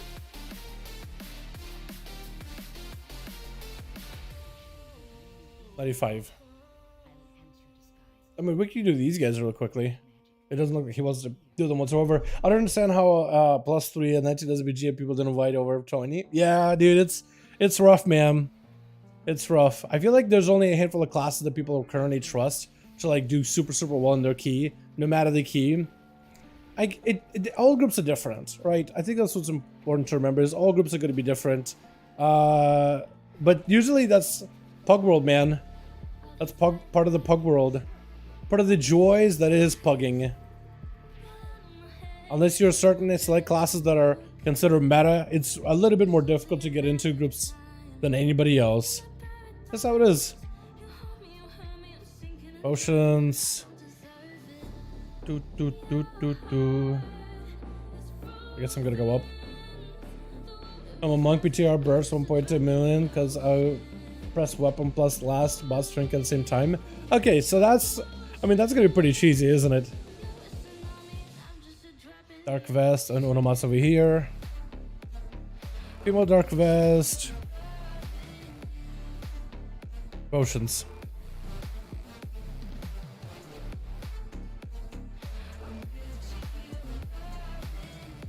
Female dark vest potions. Just guess I'm gonna be guessing. Found a spy? Do you want to fail one? I thought I wanted to fail one. We might have the longer P here. Do your own key and you'll and do that. It's a lot easier to sign up for 20s. You think so? Maybe.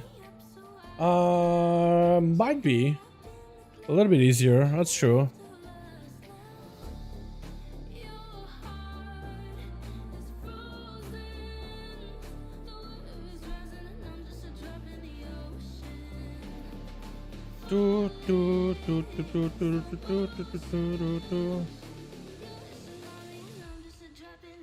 What now? Multiple tanks still don't get invited? Yeah, it's rough, man. It's rough. The Pug World, I mean, in the Pug World, the problem is, like, even if you have a decent enough score to get into that key, there's usually a bigger fish that can just overlap you easily. Right? Some dude with even bigger score. That I feel like is the biggest problem of it all. Is like, because you're not just competing for like, oh, I'm qualified, but what if there's somebody who's overqualified that's trying to sign up for your spot? Not much you can really do about it, you know? Being qualified is not enough. sad as it is to say. I can't believe I actually trapped that.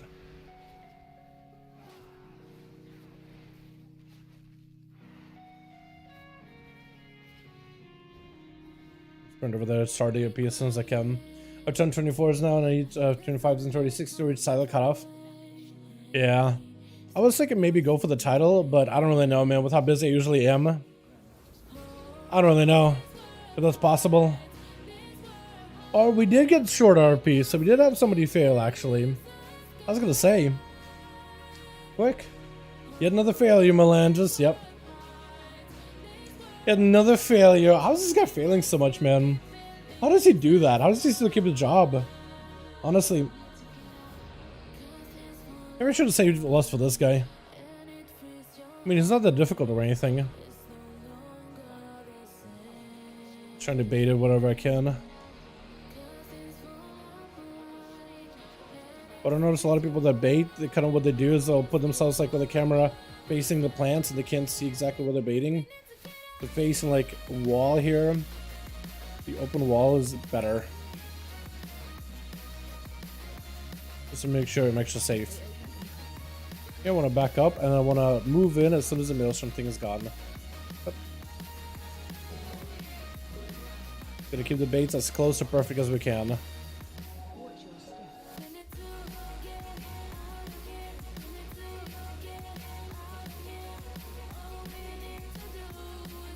Okay, we got like a tornado thing spinning up.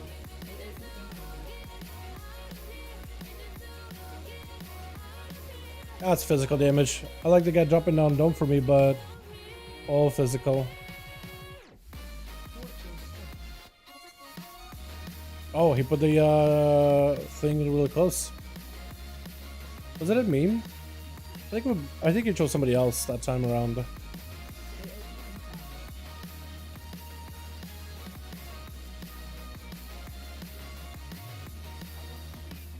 Yeah, I didn't bait that super well. That's my fault. Watch your step.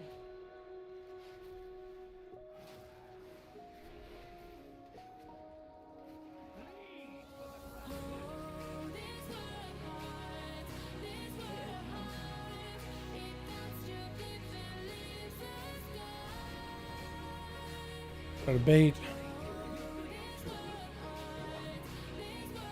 Got a lot of little tornadoes over here.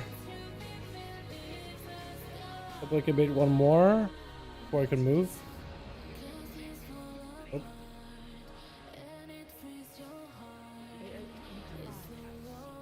I don't know how much to live this. Oh, turtle.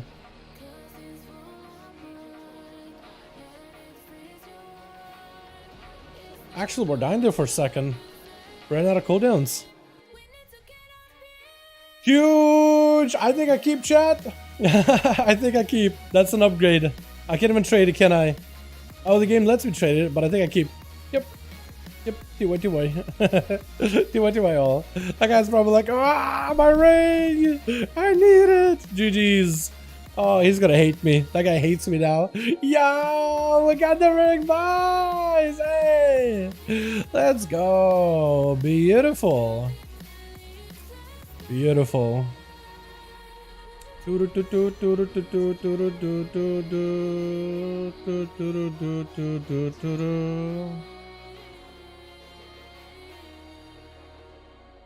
Okay, I gotta go and fix this thing. What do we fix? I think we're gonna do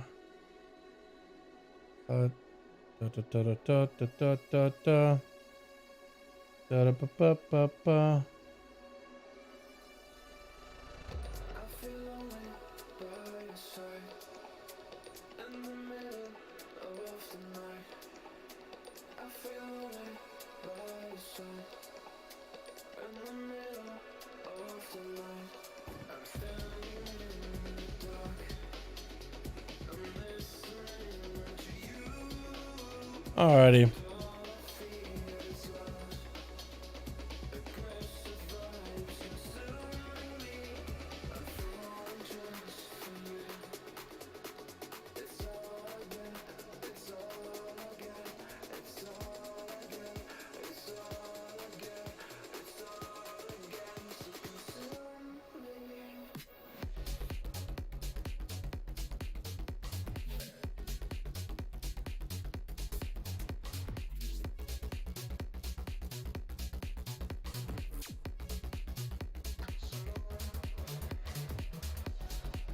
Alrighty.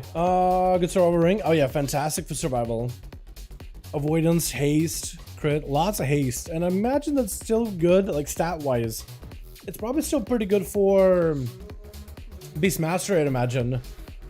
But yeah, got that character out of the way. Alrighty, boys. What other character do we do for the day, man? What other character do we do for this week? We also got, what, DK out of the way? I kind of hate how I had to do this many keys back to back on the this many keys back to back on the hunter, just because like the first one did not go super well, as we got what, pass on to the second boss of Algathar. Would have been nice just to breeze through that one very quickly. But yeah, I guess let's get the DK out of the way. Yeah, chat, probably should get the depth out of the way if we can.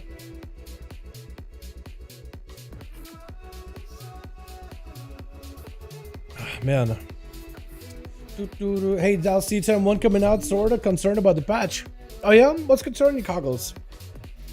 What are your thoughts, man? Let me know. What's in your mind? I've been playing this GTA RP server with some friends recently, and I've been getting so much fun annoying the police and random people.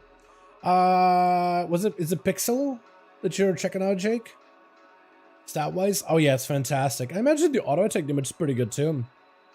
Sort of rushing it out. You think so? Because Coggles, I totally understand it. Like the thoughts of like, oh, could it be coming out a little bit too early?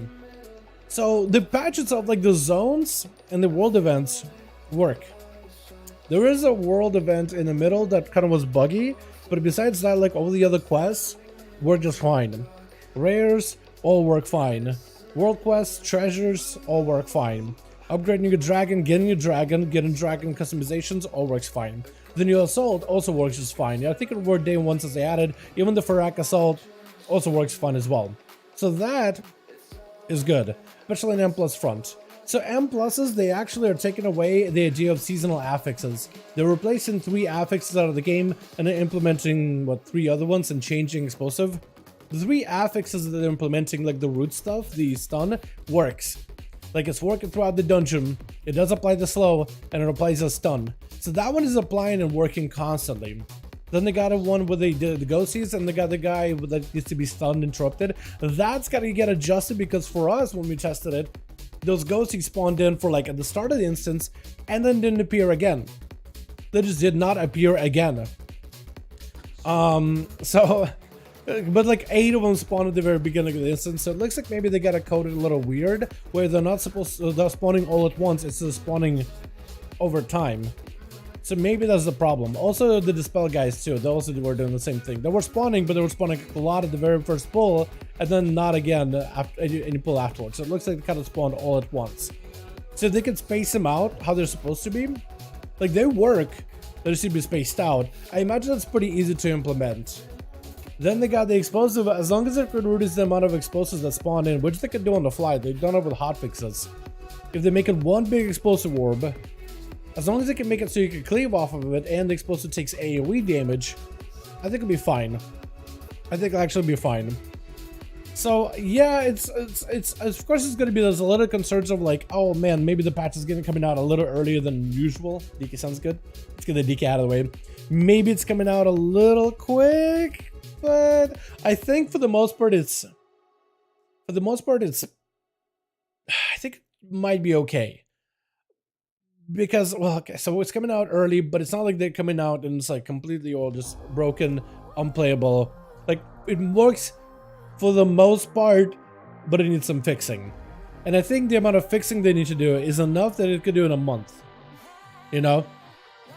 Like, the dungeons themselves, like the new dungeon, Vortex Pinnacle, actually plays really well. Like, the dungeon itself works. We played through it on PTR, it's maybe a little undertuned, so I could see them make it a little more difficult than it is, but it works. It plays very similar to the original, but they did adjust it, and they did a really good job with it. Like a roll for quicker patches, but I hope it's polished. Oh, for sure, for sure. I think all of us could agree, like, we would rather have polished content than unpolished. To be honest, I wouldn't mind going live like that kick W like it is. Yeah, so as long as they can adjust those affixes, like, that'll be fine, but the only other dungeon I hope they adjust is the first boss in Notharis, or Natharian's Lair in Legion, and I hope they kind of tone down the rest of the dungeon fairly early on. They've also been able to test PvP, but the PvP changes are very, very similar to what we have now, plus the new PvP talents, which players have been able to test over on the PTR. And I'm sure there'll be like class balance tuning and stuff that hasn't been done just yet. That usually happens at the very, very end of the patch. The new raid, they're pretty confident with. They even said like last boss is not going to be tested. They want to keep it a surprise. But they feel pretty confident on the raid testing side. And a lot of the bosses that people have been able to test, I personally have not been able to test all of them, but I haven't heard any horror stories from any of the bosses yet. I've heard some stuff like, oh, a boss did a weird thing that one pull, but like that's only one time. Or like a boss reset once, but like once, but not like had a constant problem resetting over and over and over or whatever. So I haven't heard a lot of like bad stories, although if you guys got any from raid testing, if there's anything you heard that I missed, because there's a good chance that I missed something, man. Good chance something I missed. When playing a server Mother made was Saturday, playing with them. It's been so much fun. I love FML. Oh, GRP you mean? Oh, okay. I see what you mean. Like off a quick pause, but I hope Corti Fiasco are all on our heads. Like a Corti, I don't think we'll get a Corti Fiasco because I don't think we have a Shadowlands Fiasco to begin with. Shadowlands was one of those fiascos where it makes sense why Corti came out the way it did. I don't think we're getting that in this patch. Hey, I mean, some people were a little bit, worried about this whole ring coming out and the bar power aspect of like 1007, but like they were pretty measured with it, and they're getting your ring maxed out is actually pretty easy as long as you get a bunch of keys. Like getting a maxed out ring on alts has been pretty doable, and it's like it was gonna be like, oh, not sure how I feel about it, but it actually worked out pretty well. It actually worked out pretty well, and like all the content in 1007, the new zone and whatnot, all works fairly fine. You know what I mean? Like, I think if you played in Shadowlands and you're like, whoa, this is way too fast for a patch. And I totally get it. If that's what you're coming from, I get you on that side. But I think the amount of stuff they need to work on this patch for 10.1, I feel like at this point it's mostly just polishing things up. Because things work, right? Like the new affixes for M+, they work, just not working correctly. That's about it. You know? I think it needs a little bit more polish to make sure it works. all these ghosties you summon are spread out throughout the dungeon, not available all at once, all of them at once. But I think like they could probably do it in a month. They could probably do that in a month. But like the rest of the content seems to work pretty well. The fact that they don't need to worry about borrowed powers, by the way, and how all that tuning and all that scaling stuff and all that, I think helps them a ton. So a lot more work ends up going into all the other parts of the patch. Revisiting WoW, left around Cat and Miss, new graphics, the look great. Yo, C-Plug, dude, it looks fantastic. Definitely graphics do look amazing. Like the zones and the environment, everything looks great. Wait until the new zone comes out. The new zone is gorgeous. For like an underground zone, which is like, you're literally underground in the mud, in the drudges, and under the rocks. Even that looks fantastic. All of it looks really, really good steampunk. How you doing, by the way? Oh my god, hope you're having a good one. Alright, chat, let's get the weekly out of the way. What do we do? I guess, should we do Blood DK, chat? Or should we just have some fun on Frost DK?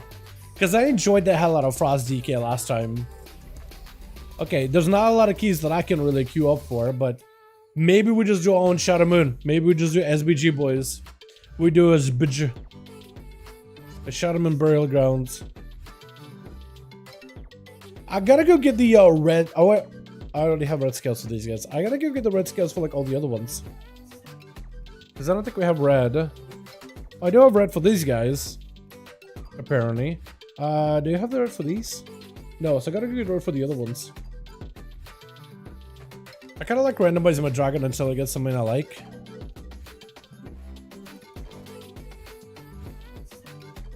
I want to get the gator snout on those guys. It looks amazing. I just haven't been able to find it whatsoever.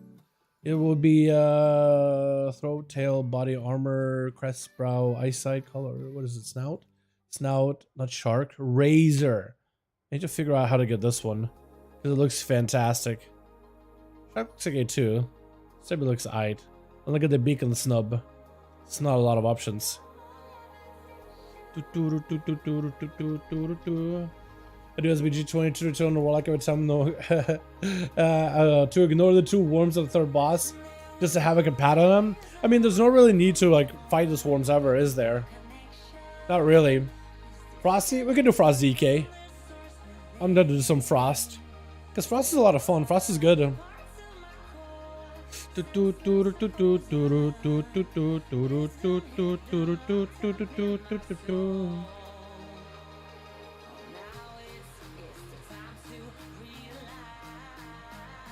Let's see. I want to see if I can get a bunch of pumpers in here. Is it score for me? It is technically score. So if I add bonus valor, I wonder if I'll get any pumpers in the group. Rooney Project Razor Snout is an award for completing Home is Where the Frogs Are quest. Part of the Sojourner of the Walking Shores. Okay. I would want to get the other one too. The other one.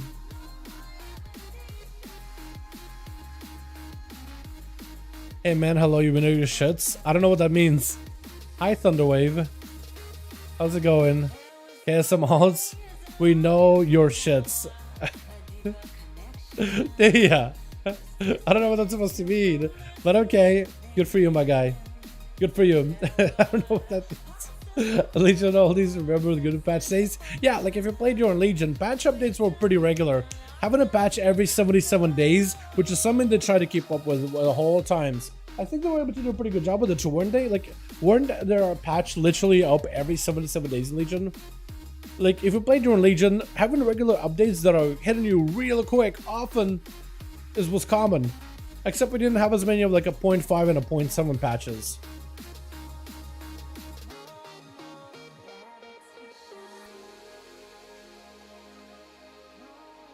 But they did say they wanted a new era for World of Warcraft. They wanted to give more content. They wanted to get more regular updates. They won't always be able to greet players with someone new around the corner. So maybe it's just them really trying to commit to it.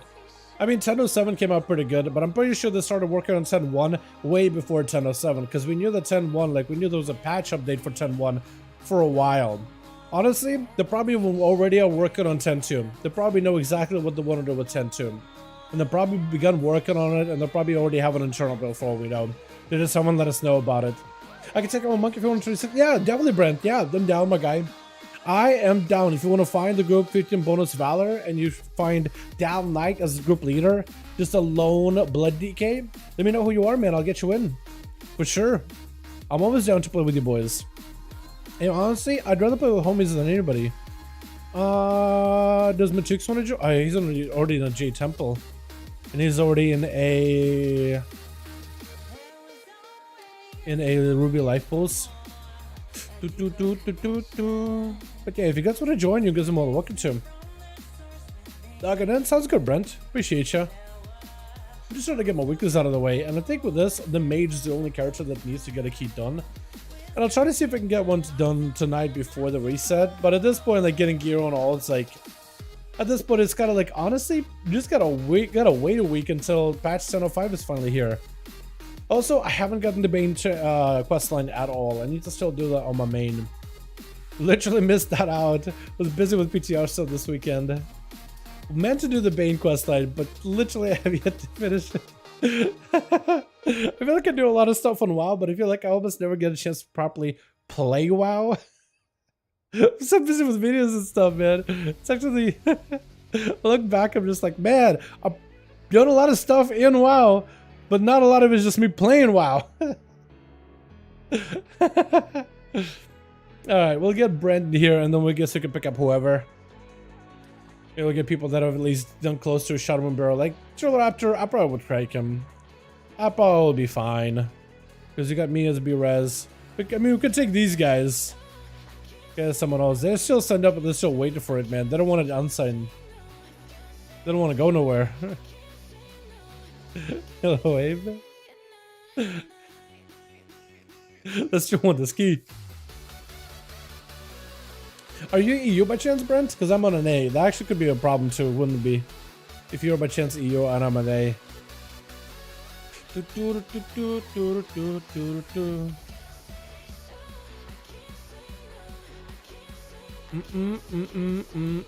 me go buy consumables. That's among Storm Rage. To update? Are you good? Yeah. So it's still listed as a 15 Shadowman. If worse or worse, I can maybe invite Nexi Monk Storm Rage. Is it like a special character with the name Nexi Monk? Or did I misspell Storm Rage? I might have misspelled Storm Rage. Files. Maybe I should buy Elemental File, because Frost 200 Frost DK is apparently a big haste gamer, which I wouldn't have expected. For some reason I thought maybe it would be very crit heavy, because that's how it's been for like ever.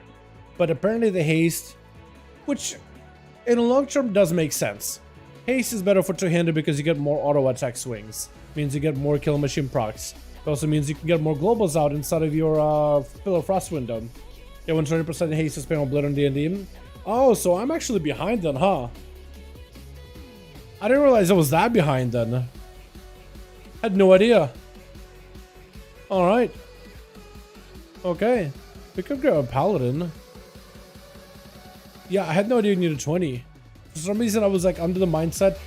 So all the So I need different rings then, huh? I also may wanna... I should swap out my lariat. I should do it.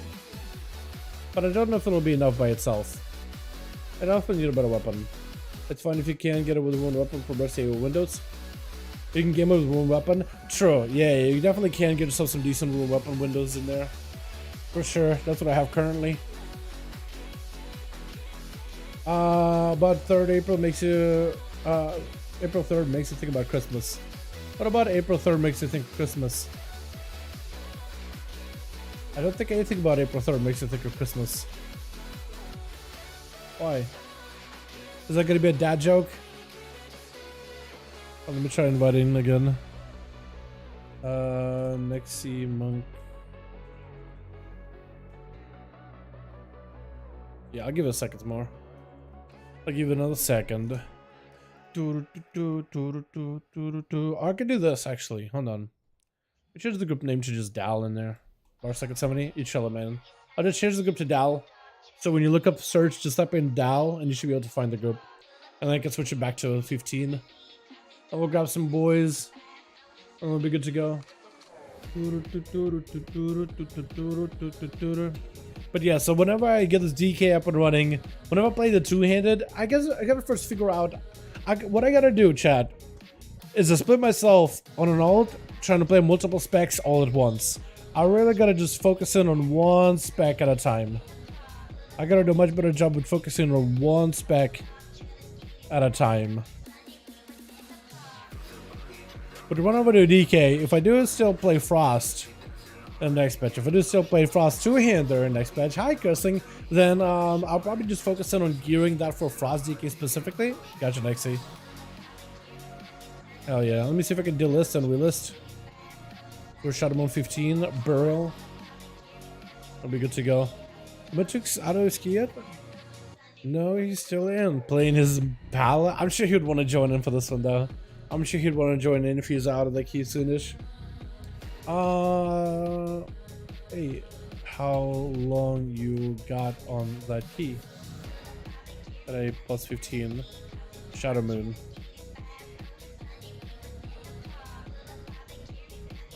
See what Jig says. Kurzme. We can get Kurzme. I want to see if I can save a spot for my Tux, unless he responds back and is like still deep in the key. Because if he's still knee deep in that key, then we'll just pick up a GPS and a heal. We'll be good to go. Does Squiz still play WoW? Squiz? I see him here and there, but not a lot as much. I feel like he does, but I don't think I see him as much. Because he's always online in BNet. But it's just like, I have no idea, you know what I mean? You want a preservation evoker? Sure. Sure.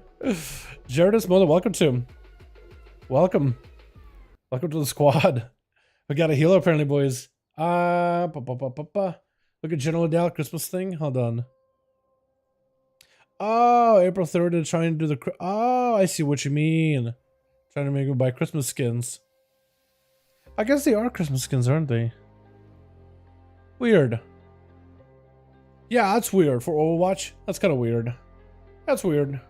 That's weird. Let me switch over. Alright, cool. I'll give him a Tux on last boss. Oh, one in. So we can get my Tux in as well. We got the Evoker. Should be good. And then waiting for my Tux in, we'll be good to go. Let me ask him real quick. We start flying there real quickly. 20 euro per skin. Or pounds, is that? Is that pounds? That's pounds. Yeah, I don't know. I don't know. If it, because I know it's more than 20 bucks. But if that was a skin, 20 bucks for a skin, I don't know. Maybe like if you play a champ all the time. Because I guess the game is technically free. You just gotta sell your soul. But yeah. Definitely won't come back for a while. Cursing, I think for 10-1, I think so. If you're looking to get back in, try your luck at Mythic Plus Dungeons, PvP, the new raid, the new zone, and the new world content. Yeah, for 10-1, prepping for 10-1. I would say, if anything, maybe come back like a week before 10-1 comes out, just so you can catch up a little bit on gear, get ready to go, get Renown slotted in and done with. And then basically get ready for 10-1 and then dive in with everybody else. Because the new raid looks pretty cool.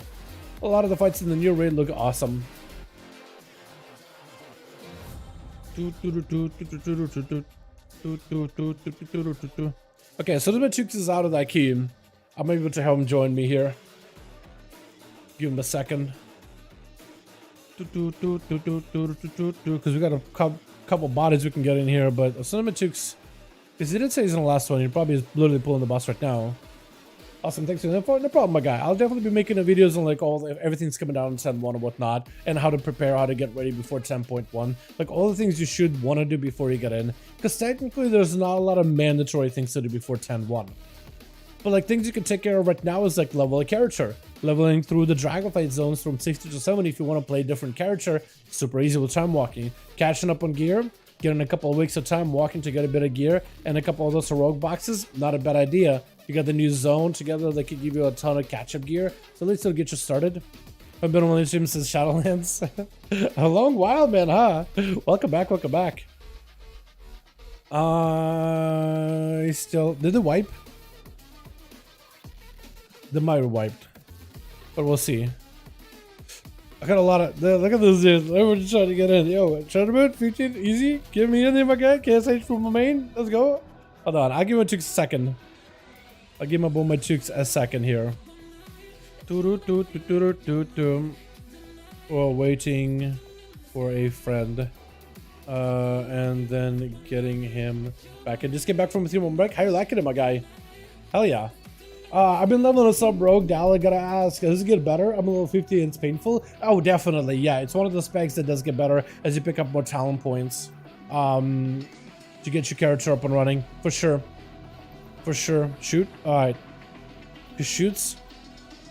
He scores. Maybe? Maybe? Yeah, get in here, my guy. Get in here. And we get Kurumi as well, unless he's over the inside. Obsidian Throne. What the hell is that? Is that in the Dragonlands? It is in Dragonlands. Let me get that guy summoned up real quick. Get all these boys into Shadowmoon Burial Ground. Get all these boys into a SBJ. I'm actually so excited for Season 2 Dungeons, man. That's gonna be nice. But yeah, JD, it definitely does get better. I think for the most part you would have gotten the majority of the talents that you need, but like some talents that complete the capstones, they are pretty powerful right now for Sub-Rogue. I think you'll enjoy this a ton. I think you'll definitely feel quite powerful once you get those.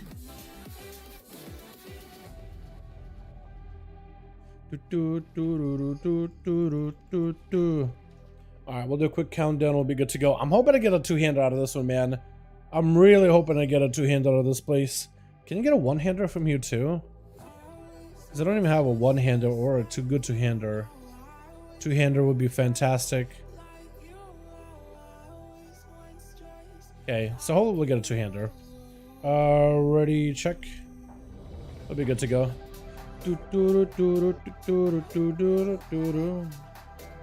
I won't do a long countdown. I can check two-hander? Yay! Hell yeah, my guy. Hell yeah. Alrighty. I'm more of a PvE, only PvP. I do watch PvP videos and Duels. I'm more of a PvE player. I think I'll still enjoy 10-1 with PvE. Okay. I don't know if the timer, if maybe I messed up the timer or not. Might have actually. Hey man, how's it going? What's up, Columbus? How you doing, my man? Hope you have a good one. How you doing, my man? What you been up to, guy? Excited for 10-1? 10-1 got a lot of new stuff coming in, man.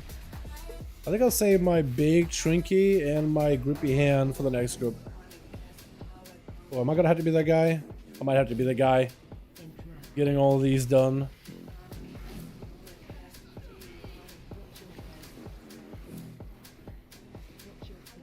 Nice. Bup. Well, opener we could do a lot of damage. What the hell is this? 120? I did not feel like I would do that much damage, but there it is. Just avoid them, ignore them, avoid them, ignore them. Zoom. Zoom. Hold on, let me get my Agatha puzzle. Get everything grouped up. Beautiful. Got a couple of these blitz in here. Oh god, the blitz, man. The oblits are strong. Oh my god. Okay, let's get these vile feeds out of here. This vile feeds.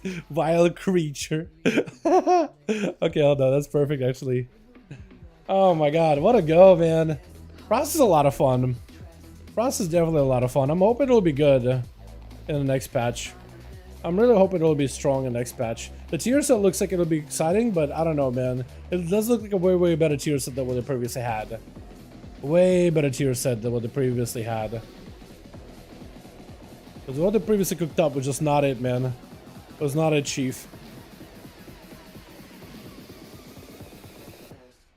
Alrighty, big trash back. Or decently sized trash back, I guess. Got enough crits, we might be okay. Yeah, I definitely need a lot more haste. Uh-oh. What killed him? Was it a Shadow Bolt? Might have been straight up Shadow Bolt. Okay, I want to give you one of these. I don't know if that'll help you. I hope it helps you a little bit with the Void Slashes. I can stun him back here. Chain of Ice. So I'm down a little. Yeah. Hell yeah. And we got Mythic, so you can just kind of heal us a little bit for a bit. Shibuja. Yeah, Shadow Moon Barrel Ground is Shibuja. Because this is like, what are the acronym for Shadow Moon? SHBG. Shibuja. Like, Temple Jade Serpent, we just call it TJs in my guild. You want to go to TJs? Let's go to TJs. You know, Vault, you got Halls, you got lots of Halls, in fact, actually, throughout the expansions. Halls of Atonement, Halls of Valor, Halls of Forgetfulness. I've been leveling Subrug. Yeah, it's good. It's good. How fast look at the new patch? Should be a lot better, proper. Should be a lot better. The tier set looks really exciting because every time you press your Pillar of Frost, you summon a Frost Room to attack the enemy at 40% effectiveness, but also Frost Room debuffs the enemies where they take more crit damage. It's really, really good. I'll pull it back to us. Okay, a lot of things been doing the whole pull it back to us type of deal. So we'll see how that goes.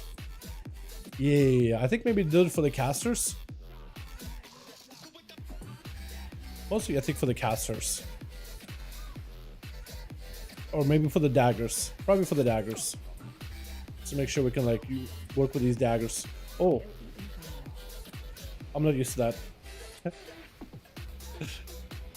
I didn't have an IB, what is it, a thing for you guys. Mostly will be okay, though. Gonna go on the ads. Hold on. Can I grip the ad a little bit? Grip it closer. Grip it closer. Ah, why you do that? DK, please. Actually, I wonder if like gripping it close and then stun locking it might be the play, honestly. That might actually be the legit play. Okay, we can get that. Okay, we got full CDs here. Full cooldowns. We can do some damage. Make some damage happen. Dome. For all you boys. And drop a dragon on the boss. Get some more blitz. Oh god, I love them back to back. Dude, I love getting, oh, these back to back blitz are so good. Oh, they make you feel powerful. Power. Oh, it's so good. Oh, okay. Knock it back. Or Typhoon? Was it Ursul's? Oh, okay. That could work. I just don't have a lot of mobility as a DK. Oh. Okay, maybe we could do a couple of these. Daggerfall coming up soon. Just doing her mechanic very soon. I'm taking damage. I'm so sorry. I am so sorry. Yeah, touch white shrooms, clips.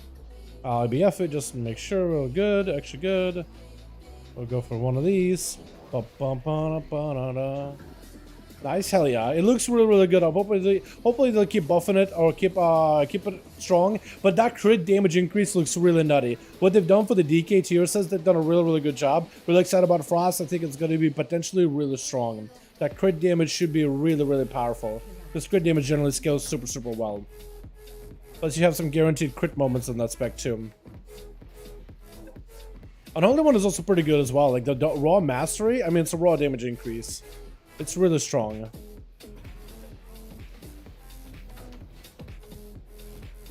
I'm gonna save my groupie hand for later. Wish I had this a little bit earlier. Yeah, that'll work.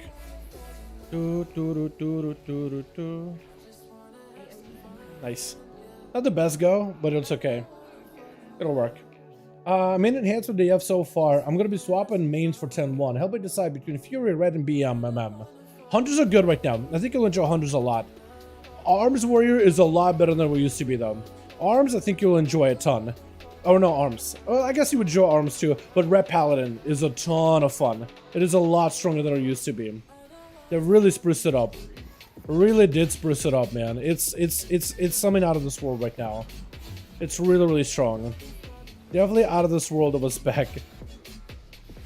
I think you'll enjoy Red. I think you'll enjoy Arms Warrior. Arms also was really, really good too. Hunters are fantastic. I think they're going to continue being pretty good. They generally are pretty decent. Dropping a Void Dome for all of you boys, because that Void Bolt is going to hurt. Stun him. Beautiful. One of these.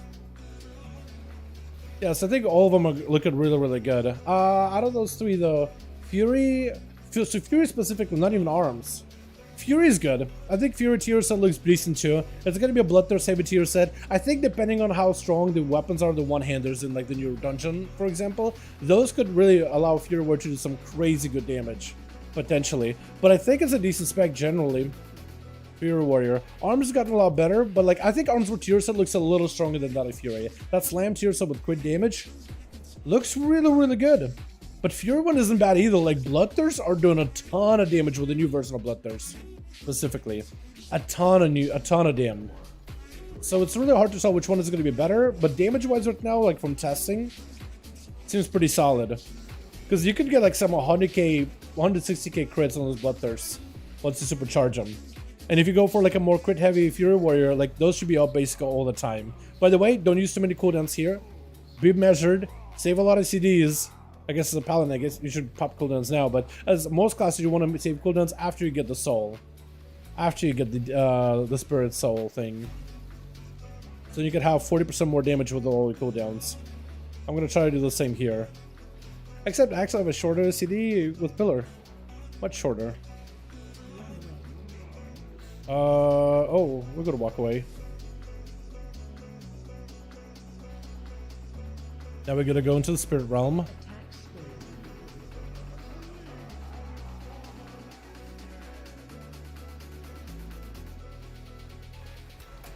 Nice.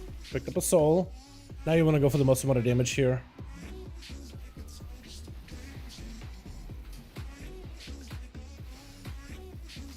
Now you want to be blasting as hard as you can, because you got 40% more damage from a spirit. You get a pretty nice little boost to your DPS. Nice little kick.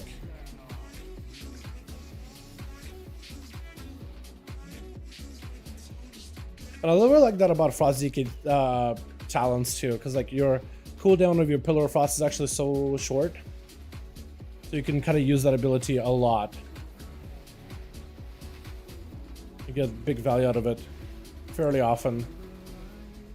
It's pretty flexible, but there's definitely moments where you're like, okay, big damage, and moments where you're just gonna want to have some downtime. Frost is definitely one of those. Definitely one of those specs. We'll get the little spirit in here.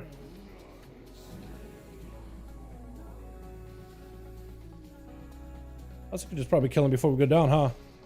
Maybe not. Probably actually.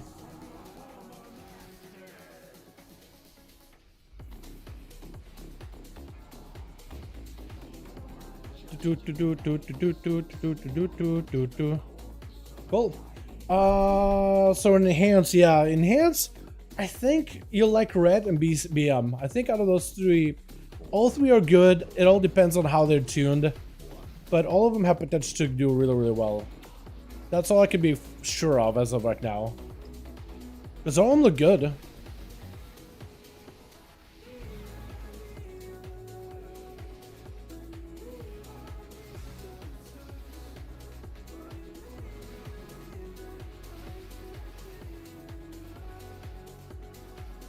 Let's see if I can drop Death and Decay on the side, so I can at least have a little bit more room to work with. Can grip her out, which is unfortunate. Oh, I think it's scaring me. Red has looked like it's 3 Looks like 3 of them are raid group are going to be swapping red. Yeah, if there's a lot of people in your raid group that are swapping red and you feel like there's going to be, if you don't think you're going to be able to do better than they do at red, that being like playing a crowded class, you're probably not going to get a lot of play time. Like if you're in a real raiding guild, probably not going to see a lot of play time. Like we have a situation where we have 3 hunters, any more hunters, and you got a scenario where you wouldn't want to have 4 hunters. That person, whoever's the 4th hunter, will probably want to swap off. Because otherwise it's going to be, yeah, it's going to be a little rough. Somebody's definitely going to get left out. If you got a bunch of people swapping red, yeah, not ideal.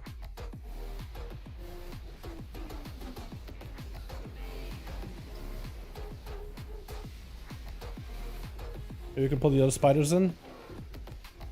Do they know how to do the spider pull? Maybe they don't. Owie.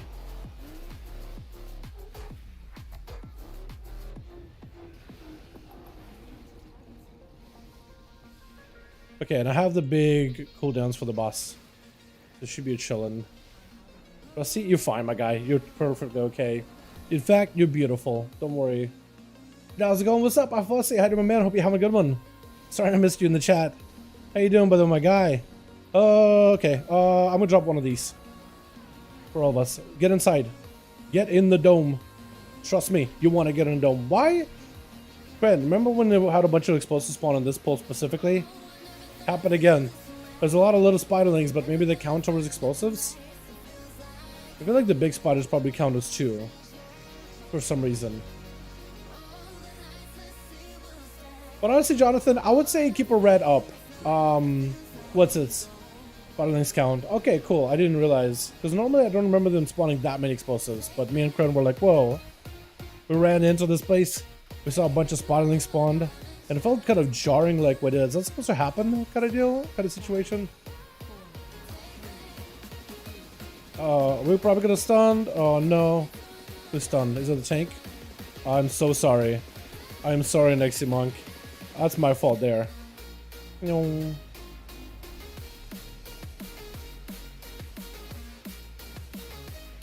Man's trying to be an ethical gamer, keep these bats away from the group. The hell out here, just DPS the worm without a clue. You can comprehend what happened. Yeah, it felt like too many spawned at once. It definitely felt like someone was wrong. At least to me. It definitely felt like someone was off. Give me my toes. Exactly, exactly.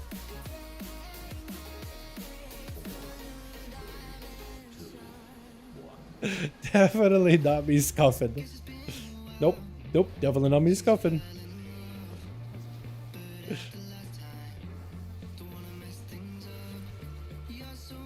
Francis is actually another class that not a lot of people talk about. That's another spec that's actually improved a ton when it comes to damage. Just like in all parameters. It's a lot better in raids now. A lot stronger than it used to be. A lot better. Just pops off anyway because they haven't removed so much on segment. Yeah. Yeah. Definitely, definitely. Duster is one of those. We'll get a bunch of blitz, like just procs or blitz back to back of blitz. Oh, we kind of messed up, didn't we? Okay. Well, as a death knight, I don't have to move forward. Oh god. If I stand out here with a death advance, I can hit it to the boss. Yeah, so try to stay in the melee if you guys can. In melee, everybody. We can drop the puddle in melee. There we go. The druid is doing it.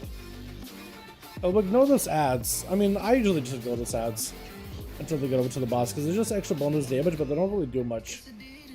They do stop spinning on people once you get somebody in melee, though.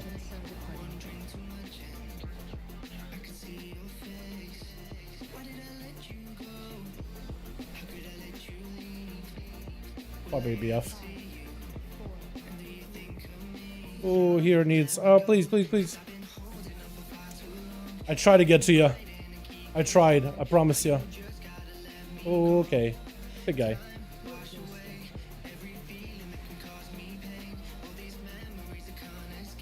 I don't have a lot of health, by the way. I could die. Okay, at least I got a bit of a heal. Cool. I got a disadvantage. I keep hitting the guy without didn't need to be melee. Oh, disadvantage is so good. I have a question for you. How do you decide when class to main? I've got some different classes leveled now.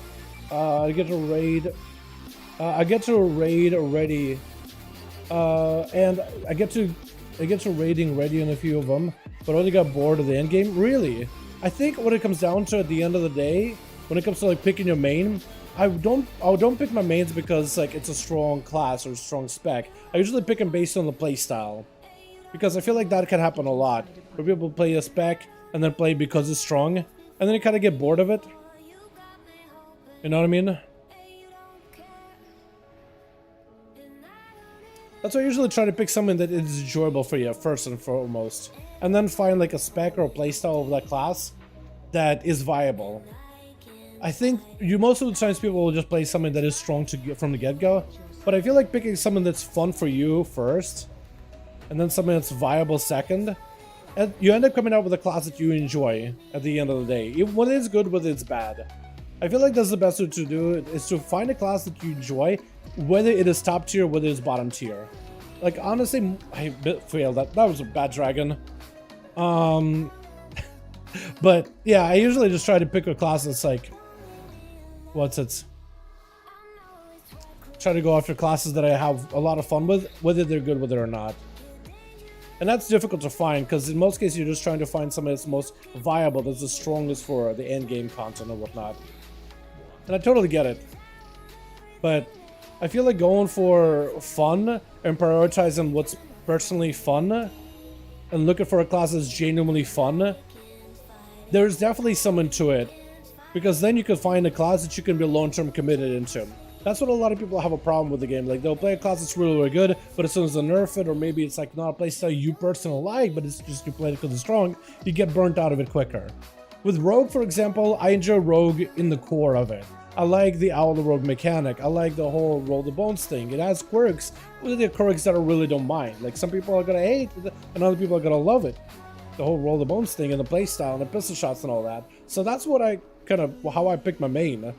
But I also look out for like all the different flavors, all the different playstyles, all the different customization options. Like, I try to play a class that has too much of dullness to it. Like, a lot of the alts end up playing fun things that are usually sometimes out of meta, sometimes not in meta. Like Arcane Mage, I really liked Arcane. I like the whole Kyrian, the missiles thing, and how you can customize the playstyle, and the changes that they've given them to in Dragonflight, I've really enjoyed. So for me, Arcane has been like the spec that I've been enjoying for Mage. But exploring Frost and Fire, like, I don't mind either, but at least I have one spec that I could always fall back on that I enjoy, no matter the patch, no matter the content, whether it's good, whether it's bad. That's usually what I try to find, is that one spec that I can attach to, that I really, really like. You know? Give some dummy a buff to Feral Druid in Wrath, LMFAO, did they really? Crazy. In Wrath? Was Feral not that great in Wrath? I guess I am assuming, I'm trying to figure that out, aren't I? I have no idea. So that's usually what I do when it comes to me picking my main. But everybody has a different like way to play the game. Some people play meta classes, that's all you really play. That's all you really enjoy, just playing the strongest class available in the game. And that's just how some people are. Ooh, side gamer, I love that. A lot more less people being a whole one-side gamer. But that's what I remember doing for like all of my keys with guildies and stuff. I think nowadays more people go like the middle route. Like off to the side, like not completely on the side, but like side middle. So you go one off. That's just like they're not exactly. That's usually what most of my guildies usually do it. They're just going all the way to the side, less chance of that, but I feel like most people just for like to get faster, to get the ad squid kill faster, they just go like off to the side, one over. Oh god, please don't get hit. Oh, what a flyby. What a fly guy with a flyby. Okay, we're taking a lot of damage here. We're just not in a good spot, aren't we? Okay.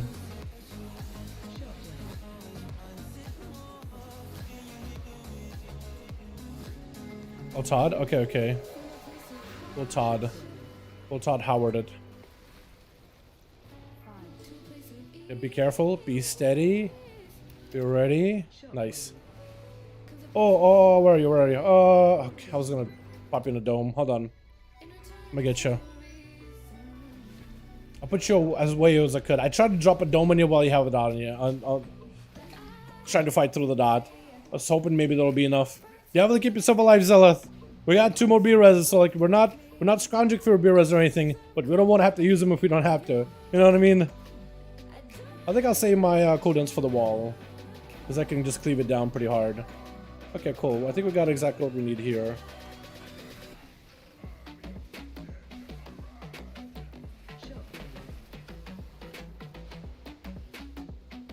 Oh man, beautiful. Back a blitz. Lovely a blitz.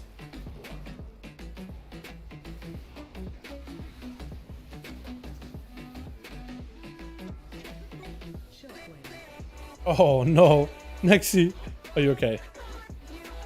Only just reduces damage dealt. Does that even like probably one shots in tyrannical, high tyrannical though?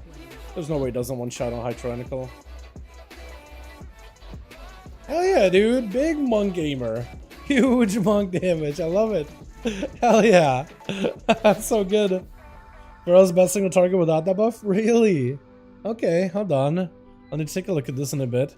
Dampen harm, it is fantastic, man. It is fantastic. I do love the amount of defenses monks have. They don't have immunity, but they have like what feels like a billion little defensives to work with. That's awesome. Oh yeah, Feral Druid adjustment to Omen of Clarity. I see it now. I wonder if we'll get more class changes for like live. Your adjustments collateral should go with Feral. Fair Fire Feral and use on non-player, non-pet target. Same time on the clutter and no longer proc from Gift of the Wild. Changes intended to smooth out Feral DPS gameplay. Okay. Thank you so much, Nexi. Appreciate you, my guy. Appreciate you. I've always been drawn to Rogue since it's fast-paced, but at the same time I was worried about not having the sub-specs like Pala and other classes where you can have multiple roles. That is true. If you are playing a DPS class, you usually are stuck to just the DPS role, but whenever you play a triple DPS class like that, there's usually one spec of that DPS that's really, really competitive, whether in PvE content or in PvP content. But Jukes, thanks so much for helping out as well. You slammed that one out of the park, man. Hell yeah, 3-day Pally going strong, dude. Pallies are on a rise, man. Look at that. They're everywhere. They're popping off. Hell yeah. But yeah, when you pick a 3 DPS spec, I think it's a good idea for you. I think you have an idea of what you want. Not good, but honest. You want a class that can play multiple roles because you want to have that variety. You look at a couple of playstyles then. You look at the Paladins, Monks, Druids, which I think is probably the safest choice, honestly. And then you have like Warriors that can do tanking and Death Knights that can do tanking. I think your best choices are going to be the triple role classes. So something like a Monk, Druid, or a Paladin are probably your best choice. You're in luck right now because Protection Paladin has been doing really good, Holy Paladin is pretty solid, and Retribution has been doing a lot better, and will likely continue doing really good in the next tier. Druids, you have 4 specs to pick from. Whether they're good, whether they are not, that is a lot of choices for you to pick from. At least one of those is going to be excellent. And the Monks, Mistweavers, while they don't get a lot of credit in PvE, are just dominating within PvP. That Fistweaver playstyle is solid, it is strong, may not always be meta, it all depends on the content and the dungeons of what is needed of your healer, but Mistweaver is definitely not a bad healer in its own way. I guess Evoker is another one that you could look at, DPS and a healer, if you want to look at multiple roles. But Monks are not terrible. Brewmaster is actually really solid. It's just, it does take a little more effort than some of the other things for survivability and gameplay, just survive it. But you do fantastic damage as a Brewmaster. You definitely do fantastic damage as a Brew. But it does definitely take a little bit more. You're more involved when it comes to surviving. But some of the other tanks who are Brew, you really are more active than mitigation. Just pop a cooldown, don't worry about it. You do have those moments as Brew. You have an answer for everything. It's just all about how to use these answers. So you have a lot of different tools, right? For Warrior, you just have like a handful of good tools that work for all situations. With Monks, you have a bunch of tools that work well, really well for specific situations, and knowing how to maximize those tools in every situation, you should be plenty tanky, you should be plenty healthy. But yeah, it's so I think for you, honestly, take a look at Druid, Paladin, maybe a Monk that could be a triple role classes. May not be a bad idea. take a look at some of the tier sets, seeing what you like, maybe copying a character over to PTR and checking them out with a new tier set on the PTR, exploring some of the different playstyles and leveling them, because right now is a pretty good time to level a bunch of characters. Yeah, brings a lot of split moment reactions when it comes to high-end stuff. It's kind of like, it's a mix of like a warrior who has a lot of offensive defensive cooldowns, but also it's like a Demon Hunter, which is all active mitigation gameplay, because Demon Hunter is all active reduction, so you have to actively play the game to reduce the damage you take, whereas Warrior, you just kind of like, you keep a shield block, you keep ignore pain, and then you like pop a cooldown to counter a big hit, and then you just kind of playing. Paladin is very, very similar to that as well. It's also kind of like, there's cooldowns, but it's pretty passive. I think the most passive one, is there a passive tank in the game? Because even Bear Druid has a lot of cooldowns on cooldowns on cooldowns too. I'd say Bear's a bit more passive than some of the other ones. I think Ferals are generally better than Demon Hunters in the Battlegrounds and Arena. To a degree, I guess it depends what you're looking for. If you're looking for raw damage, a Feral Druid can definitely put up the bleeds and make some havoc happen, especially in solo queue. They just pump DPS. The new PvP talent they get in with Cyclone could give them an opportunity to land a clone and go for big burst, big damage to really help secure a kill. Demon Hunters, on the other hand, are very similar to Feral, like they can cleave, but I think Demon Hunters have far better CC capabilities right now. Like, Feral Druids don't have bad CC, but they're really just there for damage. Demon Hunters can do quite a bit of damage, but also fantastic CC with the imprisons, with the stuns, AoE stuns, single target stuns, the Fear Sigil as well. Like, it's a lot of crowd control in general. They're kind of similar, but they're very, very different. I would say Feral Druids are fantastic if you just want to do raw damage and you want to focus mostly on damage, just bleeding everybody out, not really getting the big crits, but raw damage. And you like self-survivability with like being able to go and heal yourself. As a Demon Hunter, it's like if you want to stay aggressive, you're going to be a little squishier. You got cooldowns to mitigate yourself, but you're generally going to be squishier. But if you like focus on crowd control, I feel like they're a bit more CC heavy. I think a massive DR is ground and shield throw for tank because you get a shield for damage. True. Yeah. Having a hard time staying alive as a Demon Hunter. I can heal myself, but I need to be lucky for Demon Spawn. That's kind of what it comes down to. You need to use your cooldowns, like defensives, pretty early on if you want to be able to land, if you want to be able to survive. Like, you are going to be reliant on your healer more than a Druid. With Druid, you got Bear Form, Frenzy Regen, Wall, Barxian. You gotta, you can go Heart of the Wild and heal yourself as well. So like, there's a way to squeak out past enemy's defenses, catch yourself a bit of a breather, root the enemy, go behind the pillar, catch up a bit of healing. It's a bit more involved as a proper hybrid class. Demon Hunter is just all damage and crowd control. All damage and crowd control, but you're generally tanky. You're not literally a tank like a protection or like a retribution paladin, because they're tanky. They just don't take damage at all. But you have decent magic mitigation, good defenses that are very short CD, darkness, immunity, and of course you have the Metamorphosis Leech. So you're not super like huge tanky, but you have survivability tools, but more like aggressive survivability. You can't really just go behind the pillar and catch back up to full. Guardian does have passive next season. Add more of a ball to Monifer. Yes, I'm actually very excited for Guardian. I'm hoping there'll be a solid tank next season. Like, that's the only tank that's not that great right now. I want Guardian to be good. Like, Guardians can sort of kind of push. They're not amazing at pushing, but they definitely can do really, really well. They can do well. They're just not as easy as like Protection Warriors and Protection Paladins, or as effective as those two. But they can do well. Okay, so they can be some as effective, but it takes them so much more effort. So it's so much harder for them to be as effective. They can do it. They can do really, really well. They can do a ton of ridiculous AoE damage and survive. But yeah, they're just, I do want them to be solid. Like, they're not thinking of complicating the playstyle, so they just need like a good tier set to support them. Like, they're pretty simple, but like, I don't know. Like, even if they're simple and they're not really trying to change them, like, give them a good tier. Like, the tier they're getting in the next patch is pretty decent. If I want to start tanking, what spec should I try? Warrior, easily. Warrior is a fantastic spec. It's easy to get into. Easy, simple DPS rotation. Very simple. A playstyle where you can focus mostly on offense while also being able to stay fairly defensive. And there's also a lot of cooldowns, a lot of defenses to use. The earlier you learn to use those defenses as a warrior, the easier it's going to be able to transition off of the warrior onto other tanks as well. But protection warrior is definitely the easiest for anybody to pick up. It's definitely a guarantee. Easy guarantee. But afterwards, if you want to like play around with prop warrior, you get a basis of tanking. From there on, you have a pretty good idea of like mitigation, cooldowns, and then you could use the what you learn as a tanking as a warrior to play other tanks as well, and you'll see some of the other playstyles and options that the other tanks have also when it comes to survivability. You know, at least 50% haste to play Vengeance at any level. Vengeance Demon Hunter, is that what you mean? Like a tank one? I do want to play Vengeance though a lot more. I need to get better at the whole self-healing elements of Vengeance Demon Hunter. After you meet 100% Demon Spike uptime, check your most passive tank in the game by far. Well, I do see what you mean. I guess you get passively tankier. Is it 15 to make sure that your demon...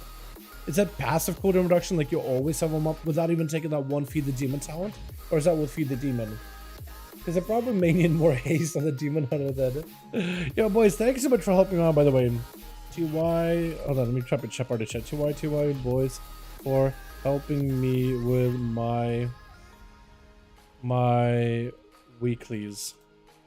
I appreciate it.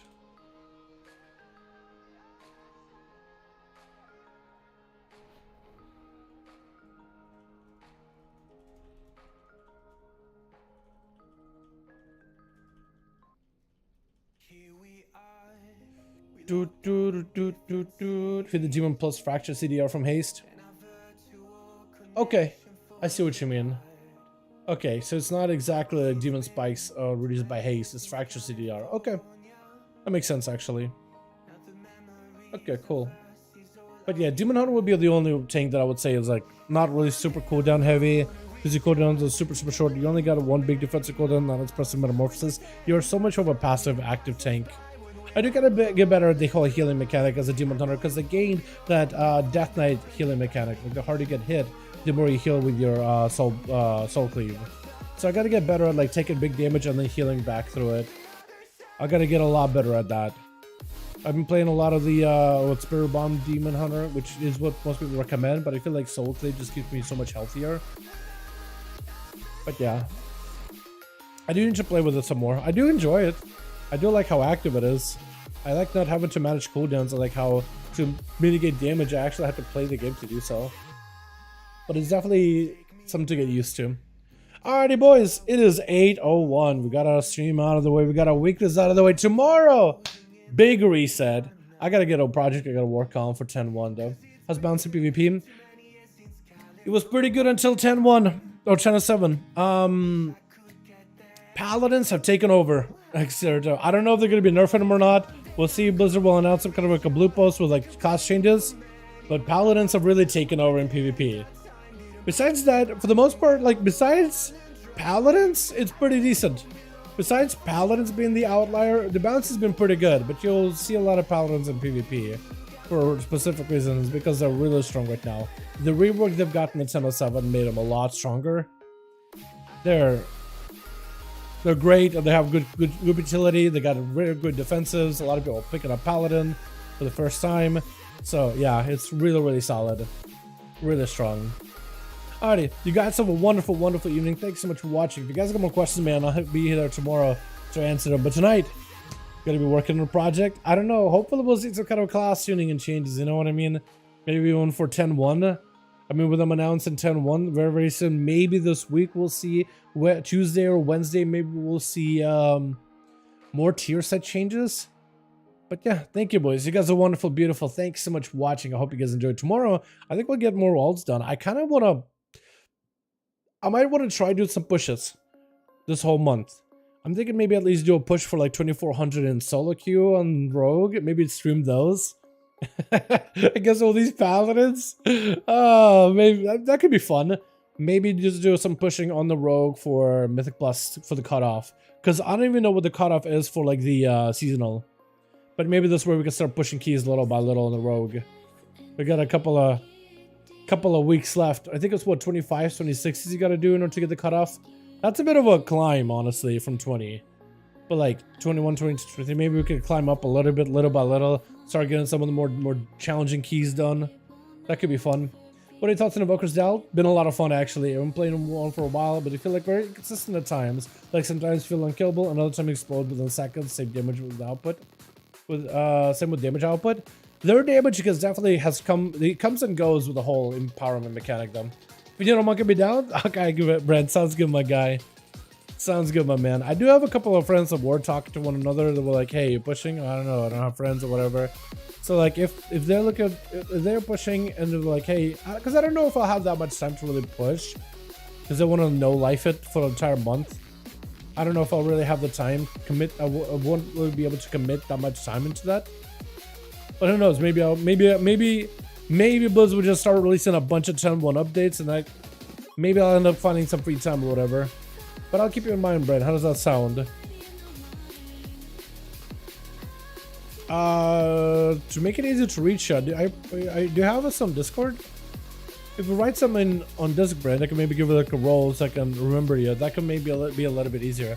Like if you join our Discord, either link in the chat or link in the description. If you write something, be like, yo, Brent, I could maybe give you a role so I can always be able to hit you back up. Sounds good to me. No, I don't have a disc. Oh, okay. So I'll need you. Beanut? Add Dalaran #1340 if you could. I'm trying to see. Is there anybody? I have a full pack Beanut list. I'm trying to see if there's somebody that hasn't played for months, maybe. 3 months. I know he's still around though, isn't he? Sav, 5 months. Sav is a homie though. Flex. Flex is a homie though. Okay. I can free up a spot. If you let me know who your Beanut is. Just joined it? Okay, cool. Let me give you a roll then. Yeah, I'll give you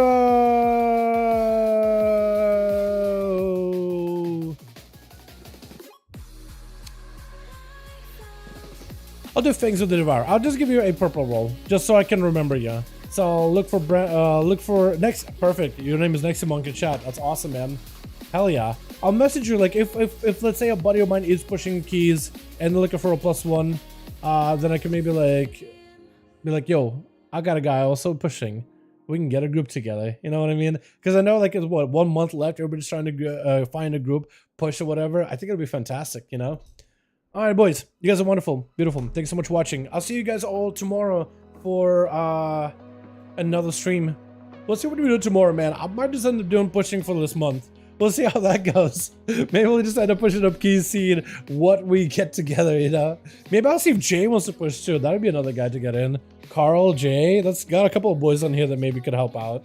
All right, boys, have a wonderful, wonderful evening. Thanks so much for watching. I'm going to go get myself some food, get myself some more done. You guys have a wonderful evening. See you all tomorrow. We'll see if we get any more updates tomorrow. Would be definitely exciting to see.